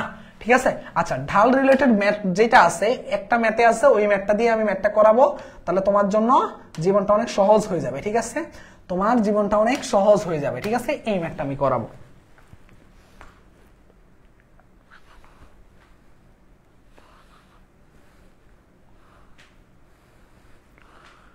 ওকে দেখো,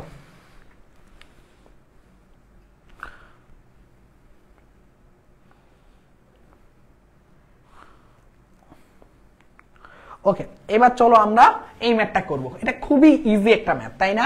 একদম ইজি একটা ম্যাথ। দেখো কি বলতেছে, এ এর মান, আচ্ছা আগে আমরা একটু ঢাল নিয়ে একটু আলোচনা করি। আসলে অন্তরজ বা অন্তরীকরণের ঢাল জিনিসটা কি বা কিভাবে এটাকে সংজ্ঞায়িত করা যায় এটা নিয়ে একটু আমি কথা বলি, ঠিক আছে। অন্তরীকরণ বা অন্তরজের ঢাল নিয়ে তোমরা আগে আমি ক্লাসে অনেক ভালো মতো ব্যাখ্যা করছি। যদি আগে ক্লাস যারা দেখো তোমরা হয়তো বুঝে যাওয়ার কথা যে এই যে অনেকে অ্যান্সারও দিয়ে দিচ্ছে, মানে এটা বোঝানোর মতো মনে হচ্ছে না যে আর কিছু আছে, সবাই পারতেছে, তাই না। অন্তরীকরণ বা অন্তরজের ঢালের ক্ষেত্রে আমরা যেটা করি যে একবার ডিফারেন্সিয়েশন করলে কি পেয়ে যায় আমরা বলতো ভাইয়া ঢাল পেয়ে যায়। যদি কোনো একটা নির্দিষ্ট বিন্দু থাকে ওই বিন্দুর মানগুলো বসালে আমরা কি পেয়ে যাই, একদম এক্সাক্ট পয়েন্টে আমরা ঢালটা পেয়ে যাই, তাই না বলতো ভাইয়া, বা একটা রেখার এক্সাক্ট পয়েন্টে আমরা ঢালগুলো পেয়ে যাই। তাহলে এখানে কি বলতেছে একটু ভালো মতো বোঝার চেষ্টা করো। এইরকম একটা রেখা আছে, বলতেছে এরকম একটা বক্ররেখা, সেই বক্ররেখার ইকুয়েশন দেওয়া আছে y = ax 1 - x। বলতেছে মূল বিন্দুতে স্পর্শকের x অক্ষের সাথে সহিত একটা কোণ বা একটা অ্যাঙ্গেল ক্রিয়েট করবে, এরকম একটা বোঝাচ্ছে, ঠিক আছে। এরকম হলে বলতেছে যদি 60 ডিগ্রি কোণ উৎপন্ন করে সেক্ষেত্রে এর মান কত হবে। একদম সহজ হিসাব নিকাশ, এটা তোমরা অনেকে পারো, তাই না বলো তো ভাইয়া, এটা অনেকেই পারো যে তোমরা অনেকে এইভাবে বলে ফেলো যে আসলে tan 60 ডিগ্রি = √3 এরকম বলে ফেলো, কিন্তু ঘটনা আসলে এত সহজ না। আসলে কিন্তু অ্যান্সার দিন শেষে √3, তাই না, অ্যান্সার কিন্তু দিন শেষে কত √3। কিন্তু আসলে এখানে ঘটনা কি ঘটে বলো তো ভাই, কেউ কি বলতে পারবা এখানে আসলে ঘটনা কি ঘটে। আচ্ছা 30 ডাকলে বলতেছে 1/√3, কিন্তু এখানে আসলে একটা ঘটনা আছে ভাইয়া, এটা তোমরা হয়তো বা ধরতে পারতেছো না। এখানে ঘটনাটা কি সেটা হলো যে তুমি এখানের মধ্যে একবার তাকাবা। আচ্ছা এইখানের মধ্যে না তাকালে তুমি জাস্ট কি করবে, এটাকে একবার ডিফারেন্সিয়েশন করো, এটাকে একবার ডিফারেন্সিয়েশন করো, দেখো কি আসে dy/dx = কি আসে ddx অফ দেখো ax - ax², তাই কিনা। তাহলে এটাকে ডিফারেন্সিয়েট করলে কি আসবে, দেখো a আসে, আর এখানে কি আসতেছে বলো তো ভাইয়া, এখানে আসতেছে কি 2ax, তাই কিনা বলতো ভাইয়া, তাই কিনা আসতেছে। এখন বলতেছে কোন বিন্দুতে বলতো ভাইয়া, মূল বিন্দুতে। আর আরেক পাশে কি আছে বলতো, একই বিন্দুতে বলতেছে আরেকটা জায়গায় রেখাটা tan 60 ডিগ্রি গঠন করতেছে। দেখো একই বিন্দুতে কিন্তু এক জায়গায় বলতেছে এরকম একটা রেখা, আর একটা জায়গায় কি আছে বলতো ভাইয়া tan 60 ডিগ্রি, সেটা কত √3।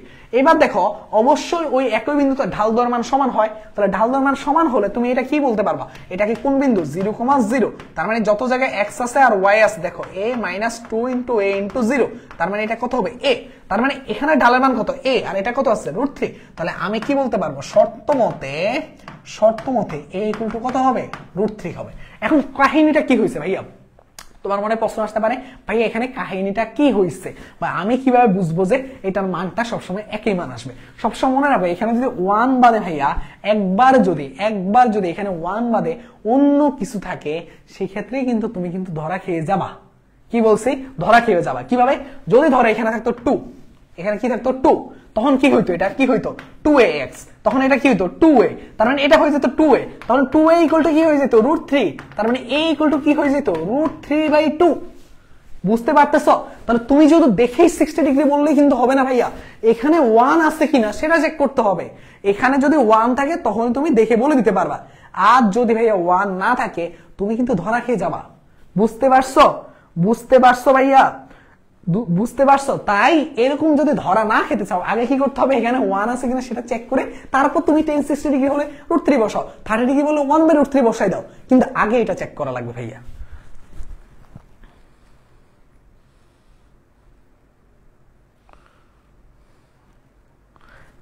কে কে বুঝছো, বুঝতে পারলে জানিয়ে দাও।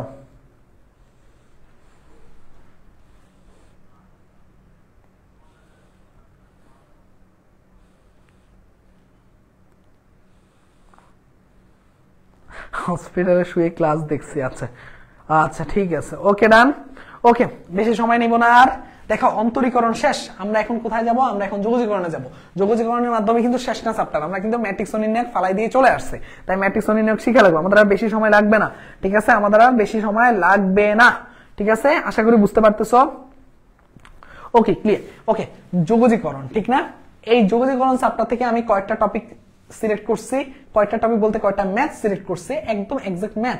তার মধ্যে প্রথম একটা ম্যাথ আছে একদম সহজ জিনিসগুলা, কারণ একদম মনে রাখবা যে তোমরা যোগজীকরণে যতটা ভয় পাও ঠিক যোগজীকরণ ততটাই সহজ। কিভাবে বলতো ভাইয়া, আমরা এমন কিছু টাইপ দেখবো যেগুলো শর্টকাট দিয়ে ইজিলি চোখ বন্ধ করে করা যায়, কি বলছি, যেগুলো শর্টকাট দিয়ে ইজিলি চোখ বন্ধ করে করা যায় সেগুলো আগে আমরা দেখে ফেলবো, তাহলে আমার কাজটা অনেকটা সহজ হয়ে যাবে। নেক্সট ক্লাসে আমরা কাজটা করতে অনেক ইজি হবে, ঠিক আছে? ক্লাসটা করতে দেখো, প্রথমত এই ধরনের ফাংশন, এই ধরনের ফাংশনের নাম কি, কে কি বলতে পারে দেখি।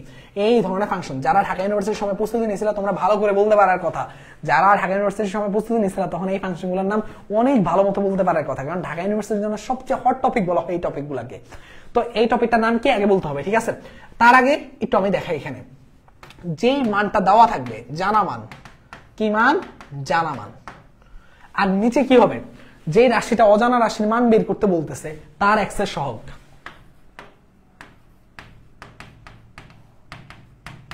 জানা মান কত 8, এক্স এর সহগ আছে কত 2, অ্যান্সার হলো 4।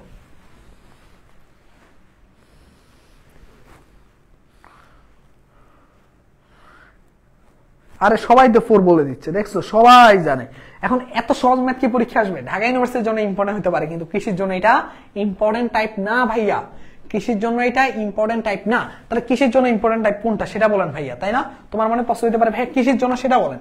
দেখো কৃষির জন্য তোমার পরীক্ষা আসতে পারে, দেখো ex summation of ex ln x plus 1 by x function of dx equal to what? তোমার পরীক্ষায় আসতে পারে ভাইয়া সামেশন অফ কি বলতেছে, ex ln x plus 1 by x dx equal to what? তো এই ধরনের ফাংশনগুলো যখন থাকবে তুমি আগে দেখবা যে এই জিনিসটা ex যখন থাকবে তখন দেখবা যে তুমি ফাংশন অফ x থাকলে তার ডিফারেন্সিয়েশনের মান ভিতরে আছে কিনা, তার ডিফারেন্সিয়েশনের মান ভিতরে আছে কিনা, এটা দিয়ে বোঝা যায় একবার ডিফারেন্সিয়েশন, ঠিক আছে ভাইয়া, ইকুয়াল টু dx। যেমন ধরো ln x এর ডিফারেন্সিয়েশন মান 1 by x, তার মানে ফাংশন অফ x আছে এবং তার ডিফারেন্সিয়েশন মান দেওয়া আছে, তাহলে আমি এটাকে বলতে পারবো কি ex ফাংশন অফ x, ঠিক আছে ভাইয়া, ex ফাংশন অফ x মানে ex ln x। আমার কথা কি বুঝতে পারছো ভাইয়া? ex ln x প্লাস কি হবে বলো ভাইয়া, c হবে। দেখো কত সহজ না, দেখো কত সহজ একটা জিনিস না। জাস্ট কি করলাম বলতো ভাইয়া, আমাদের ফাংশন অফ এক্স আছে কিনা, তার ডিফারেন্সিয়েশন আছে কিনা, জাস্ট মানটা ইনপুট দিলাম, কাজ শেষ হয়ে যাবে। এখন তোমার মনে প্রশ্ন হইতে পারে ভাই এখানে কি শেষ? হ্যাঁ আসলে এখানে শেষ, কিন্তু পরীক্ষা আসবে, হ্যাঁ আসবে পরীক্ষায়, মনে রাখবা। আরেকটা ম্যাথ দেখো, summation of ln x dx, বলো তো ভাইয়া তোমাদেরকে কিন্তু এটা কিন্তু কি বলো তো ভাইয়া, সামেশন ইউ বি দিয়ে আমরা শিখাই, তাই না? বলো তো ভাইয়া এটা কি খুব কঠিন জিনিস? বলো তো ভাইয়া খুব কঠিন জিনিস বলো তো, ln x dx, বলো তো ভাইয়া ln x dx এটার কি বলো তো ভাইয়া, এটার আমরা ইন্টিগ্রেশন পারি না, পরীক্ষা কিন্তু আসে, এটা খুবই ইম্পর্টেন্ট একটা জিনিস। কি বলো তো ভাইয়া, x ln x minus x plus c, বলো পারো কিনা, বলো তো ভাইয়া, বলো পারো কিনা, এক চাইতে সহজ হয় কিনা বলো তো ভাইয়া, এর চাইতে সহজ হয় কিনা? এখন কথা হলো যে এই যে এইখানে সমস্যাটা একটা জায়গায় করে ln x না দিয়ে অনেক সময় তোমার পরীক্ষায় log x দেয়, log x dx equal to what? তখন তো সবাই বলে ভাই ln x তো আসে না, log x আসছে। কিন্তু ভাইয়া সমস্যা নাই তো, তোমার যদি অপশনে থাকে x log x minus x plus c, তাহলে তো সেটাই অ্যান্সার। আর যদি log x না থাকে, যদি x ln x minus x plus c থাকে, তাহলে সেটা অ্যান্সার। এখন যদি দুইটাই থাকে তাহলে অবশ্যই লগটাই কারেক্ট অ্যান্সার হবে। এখন কথা হলো যে ভাইয়া কেন আপনি লগকে লন ধরছেন? তোমরা যদি কেতাবুদ্দিন স্যারের বইটা খোলো তখন দেখবা যে তোমরা এই ইন্টিগ্রেশন চ্যাপ্টারের ম্যাথগুলো করার সময় তোমাদের কি করে বলো তো ভাইয়া, লগকে লন ধরে এবং লনকে লগ ধরে স্যার কিন্তু ম্যাথগুলো করে, বিশেষ করে লগকে লন ধরে কিন্তু স্যার বইয়ের মধ্যে ম্যাথগুলো করছে এবং একটা সুন্দর কথাও বলে দিছে। তার মানে তুমি চাইলে লগকে লন ধরে ম্যাথগুলো করতে পারবা। আমার কথাই বুঝতে পারছো ভাইয়া? তার মানে লগ দেখলে ভয় পাওয়ার কিছু না, এটাকে লন এক্স চিন্তা করে ম্যাথগুলো করা যাবে, ঠিক আছে ভাইয়া?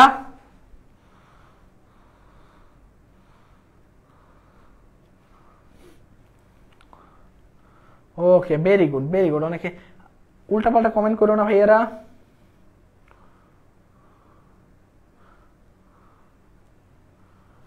ওকে ঠিক আছে, ওকে ঠিক আছে, এটা যদি পারো এবার আমরা নেক্সট একটা ম্যাথে যাব। এই ম্যাথটা ঢাকা ইউনিভার্সিটির জন্য খুবই ইম্পর্টেন্ট, কিন্তু কেন জানি মনে হচ্ছে কৃষিতেও আসতে পারে যদি ভাগ্য ভালো থাকে।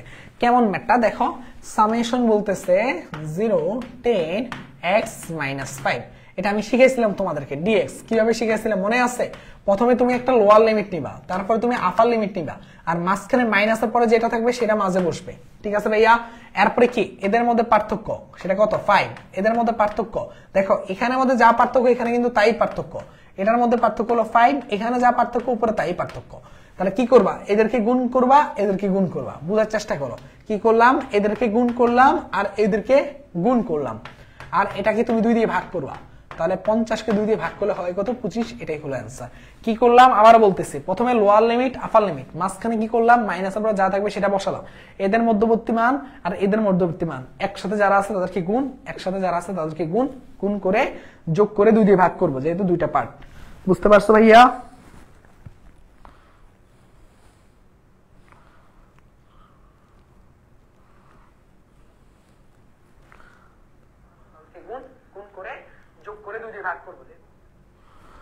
ওকে, নেটে সমস্যা না?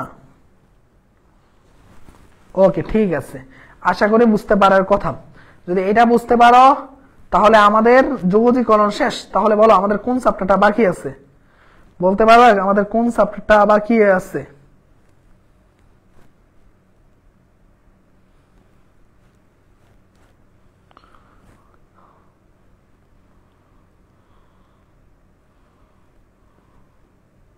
এই বলো বলো।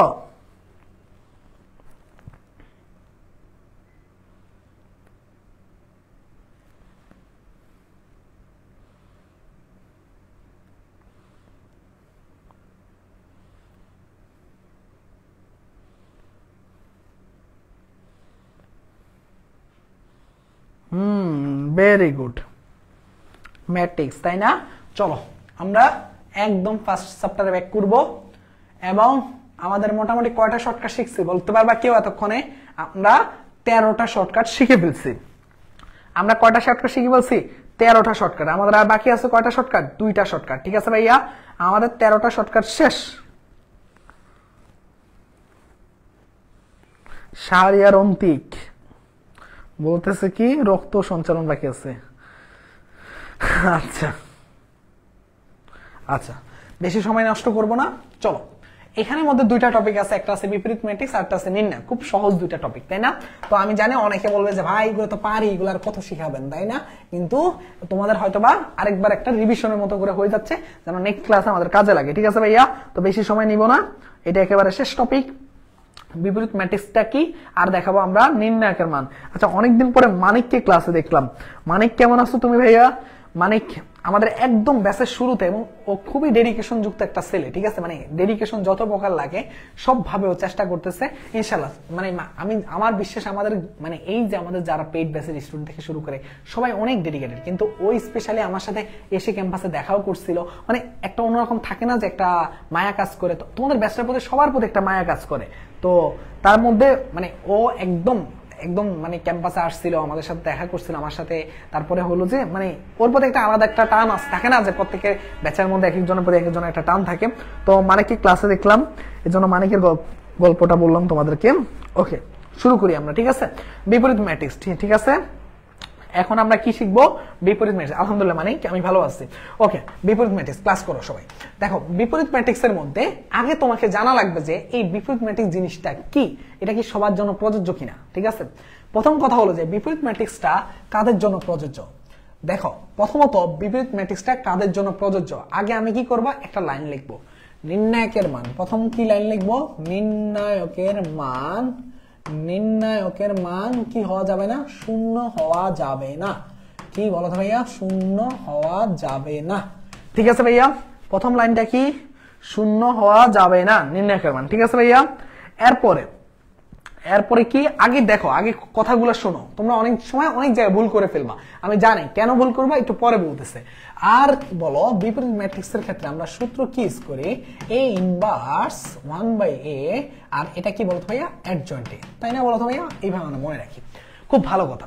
এখন কথা হলো যে এই লাইনটা কেন, নির্ণায়কের মান কেন শূন্য হওয়া যাবে না, কেউ কি বলতে পারবা? আমি জানি অনেকে বলতে পারে, কারণ ক্লাসে আমি আগেও বলছিলাম এই কথাটা। নির্ণায়কের মান কেন শূন্য হওয়া যাবে না, দেখি কে বলতে পারে। দেখি মানিক বলো তো ভাইয়া, নির্ণায়কের মান কেন শূন্য হওয়া যাবে না? বা কেউ যদি পারো দ্রুত বলে ফেলো। দেখো তো, নির্ণায়কের মান কেন শূন্য হওয়া যাবে না? এই যে দেখো, অনেকেই হয়তো বা জানে। দেখো, যদি নির্ণায়কের মান শূন্য হয় ভাইয়া 1/0, আর এটা কি হবে? Adjoint a। 1/0 মানে কি বলো ভাইয়া? কি বলতো অসংজ্ঞায়িত, যার মানে সংজ্ঞাই নাই। যদি সংজ্ঞাই না থাকে তাহলে তার কি কোনো মান পাবো? মান পাবো না। তার জন্য 1/0 কে অসংজ্ঞায়িত বলা হয়। অসংজ্ঞায়িত হলে মান পাবো না, আর মান না পেলে আমি বিপরীত ম্যাট্রিক্সও পাবো না। বুঝতে পারছো? যার কারণে আমরা সবসময় প্রথম শর্ত হলো যে নির্ণায়কের মান যদি শূন্য হয়ে যায় তাহলে তার কোনো বিপরীত ম্যাট্রিক্স থাকবে না। ক্লিয়ার ভাইয়া? তার কোনো বিপরীত ম্যাট্রিক্স থাকবে না। ভেরি গুড, নিচে শূন্য হয়। ভেরি গুড, দেখছো? ওকে ওকে ওকে, এইবার আসো ভাইয়া, এইবার আসো ভালো করে দেখো। তাহলে এটা যদি হয়, কিন্তু আমরা আসলে এই অ্যাডজয়েন্ট এর ঝামেলা আমরা যাইতে চাই না। কি আমরা এই অ্যাডজয়েন্ট এর ঝামেলা যেতে চাই না। দেখো 1 2 3 4 যদি আমাকে বলা হয় যে এই একটা ম্যাট্রিক্স আছে, তার A inverse 1 equal to what, এটা কত, তখন আমরা যেটা করি যে এটার আগে নির্ণায়কের মান, এই যে নির্ণায়কের মান কত বলো তো ভাইয়া? 4 একে 4, 3 দুগুণে কত বলো তো ভাইয়া? 3 দুগুণে 6 -2। ঠিক আছে ভাইয়া? তো -2 এটা কি নির্ণায়কের মান। এখন নির্ণায়কের মান যদি, এটা আমার মডুলাস না, এটা হলো কি নির্ণায়কের মান বুঝাচ্ছে। নির্ণায়কের মান কত আসছে? -2। তার মানে আমার এইটুকুর কাজ শেষ, 1/-2 আসছে। এই অ্যাডজয়েন্ট এর ঝামেলা আমরা যেতে চাই না। তখন আমরা কি করি বলতো ভাইয়া? মুখ্য কর্ণকে কি করব বলতো ভাইয়া? স্থান পরিবর্তন করব। কি করব?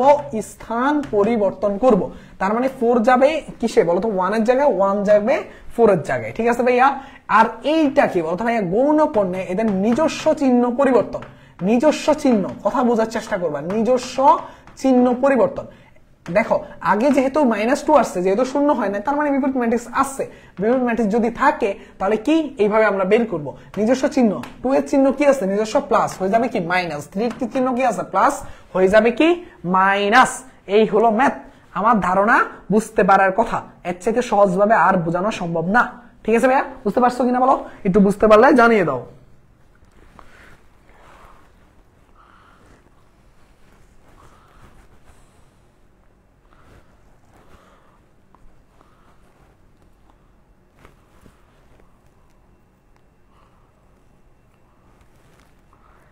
ওকে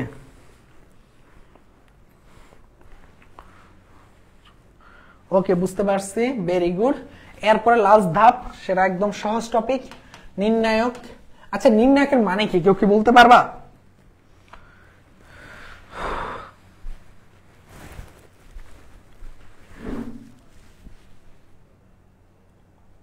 এই নেট কি ঠিক আছে? হ্যাঁ নেট তো ঠিক আছে। তাহলে কোথায় সমস্যা হচ্ছে? এই যে দেখো, আর বেশি সময় নিব না, লাস্ট টপিক।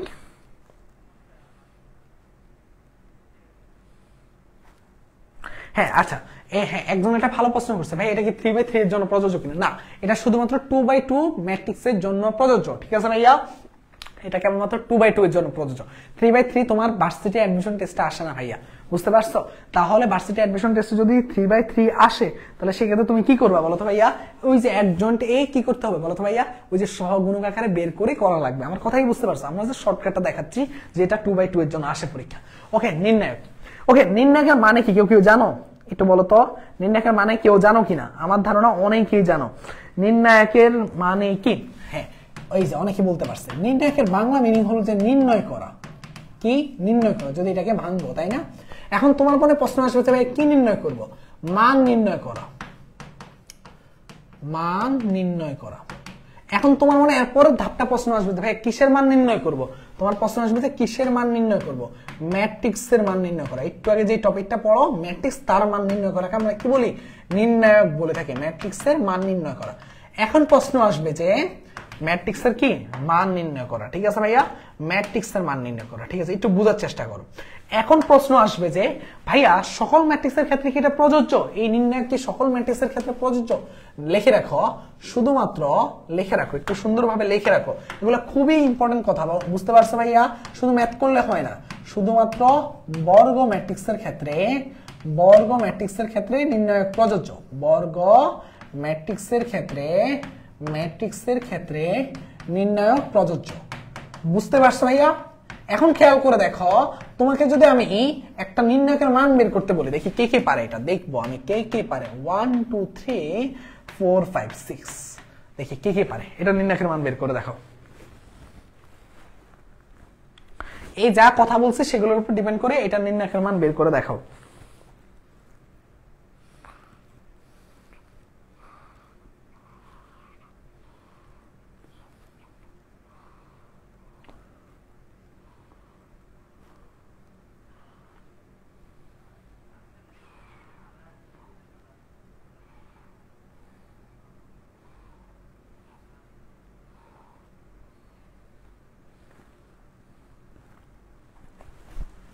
ভেরি গুড, দেখছো অনেকেই বলতে পারছে হয় না, হবে না। ভেরি গুড, যারা বলছে হবে না ভেরি গুড। কেন হবে না জানো তোমরা? ওই যে একটা লাইন লিখছে শুধুমাত্র বর্গ ম্যাট্রিক্সের ক্ষেত্রে প্রযোজ্য। এটা কি বর্গ ম্যাট্রিক্স? না ভাই, এটা আয়ত ম্যাট্রিক্স। আয়ত ম্যাট্রিক্সের ক্ষেত্রে তো নির্ণায়কের মান প্রযোজ্য না, তার মানে এটা হবে না। ঠিক আছে ভাইয়া? তাহলে এখন নির্ণায়কের টপিক থেকে আসলে শর্টকাট কি শিখবো? নির্ণায়কের টপিক সবকিছু শর্টকাট। নির্ণায়কের টপিকে সবকিছু শর্টকাট। কি আসলে জিনিসটা চলো আমরা একটু দেখি। একটা ম্যাথ দিয়ে দেখাবো, লাস্ট এন্ড ফাইনাল ম্যাথ আজকের ক্লাসে। ঠিক আছে ভাইয়া? লাস্ট এন্ড ফাইনাল ম্যাথ আজকের ক্লাসে। এই যে এই হলো ম্যাথটা, এই হলো ম্যাথ। ঠিক আছে? দেখি জিরো অ্যান্সার, জিরো অ্যান্সার দেখে আবার সব সময় যে অ্যান্সার জিরো দেখাবা তাও না ব্যাপারটা। ঠিক আছে? মনে রাখবা, আগে ম্যাথ গুলা করার চেষ্টা করবা। এখন এগুলো করা অনেক ইজি ম্যাথ। কেন জানো?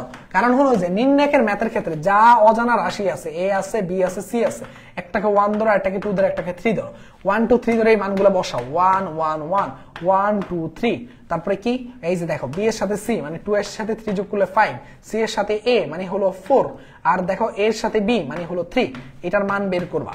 এটার মান বের করে যা আসবে, যা আসবে, আর এইখানে দেখবা এটার মান বের করলে দেখবা 0 আসবে, আর এটা আর 0 একই। কিন্তু যদি ভাইয়া 0 না আসে, যদি হইতো 5, যদি হইতো 5, তাহলে কি হইতো? তাহলে তুমি এখানে বসে চেক করতা 3 আর 2 কত, 5, 5 এর 1 6 হয় কিনা। আবার যদি এরকম থাকতো, দেখো অপশন থাকতো 0 প্লাস বি প্লাস সি, তখন হইতো কিন্তু অ্যান্সার 0 2 3, তার মানে হয়ে যেত কত 5। আমার কথাই বুঝতে পারছো? অপশন টেস্ট করবা। অপশন টেস্ট করলে নির্ণায়কের আল্লাহর দুনিয়ার সব ম্যাথ করতে পারবা। ক্লিয়ার কিনা সবাই একটু আমাকে জানাও।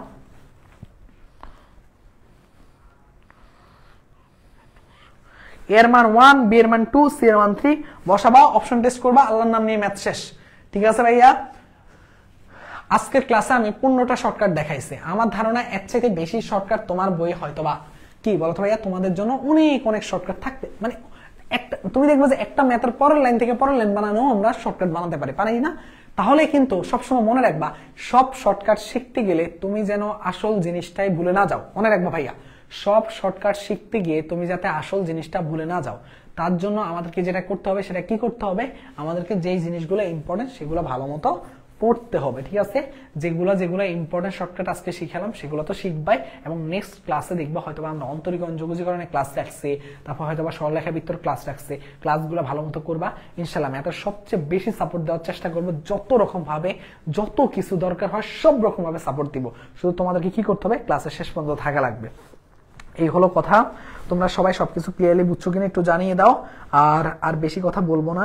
আর হলো হ্যাঁ চেক দিব মানে, আর হলো যে আর হ্যাঁ শেষ। তোমাদেরকে যেটা বলবো যে সেটা হলো যে সেটা কি, সেটা হলো যে একটু ভালো করে মানে যা যা পড়াচ্ছি, যা যা ইয়া করতেছে, এবং তোমাদের অফলাইনে মডেল টেস্টের জন্য সবাই প্রিপারেশন নিবা। কারণ এখন তো বুঝতেই পারতেছো ভালো মতো প্রস্তুতি নেওয়ার সময় হয়ে গেছে। এখন একটু ভালো মতো প্রস্তুতি নিবা। কারণ কি? কারণ হলো যে তোমাদের ওকে হ্যাঁ ভাইয়া হ্যাঁ আচ্ছা, একটা ভালো প্রশ্ন করছে ভাইয়া, ঘুম কমাবো কিভাবে? আচ্ছা, ঘুমের ইম্পর্টেন্স নিয়ে আমি একটা ছোট্ট একটা ভিডিও বানাবো ইনশাল্লাহ। সেখানে আমি বলে দিব আসলে ঘুম নিয়ন্ত্রণ করাটা সবচেয়ে বেশি জরুরি। ঠিক আছে?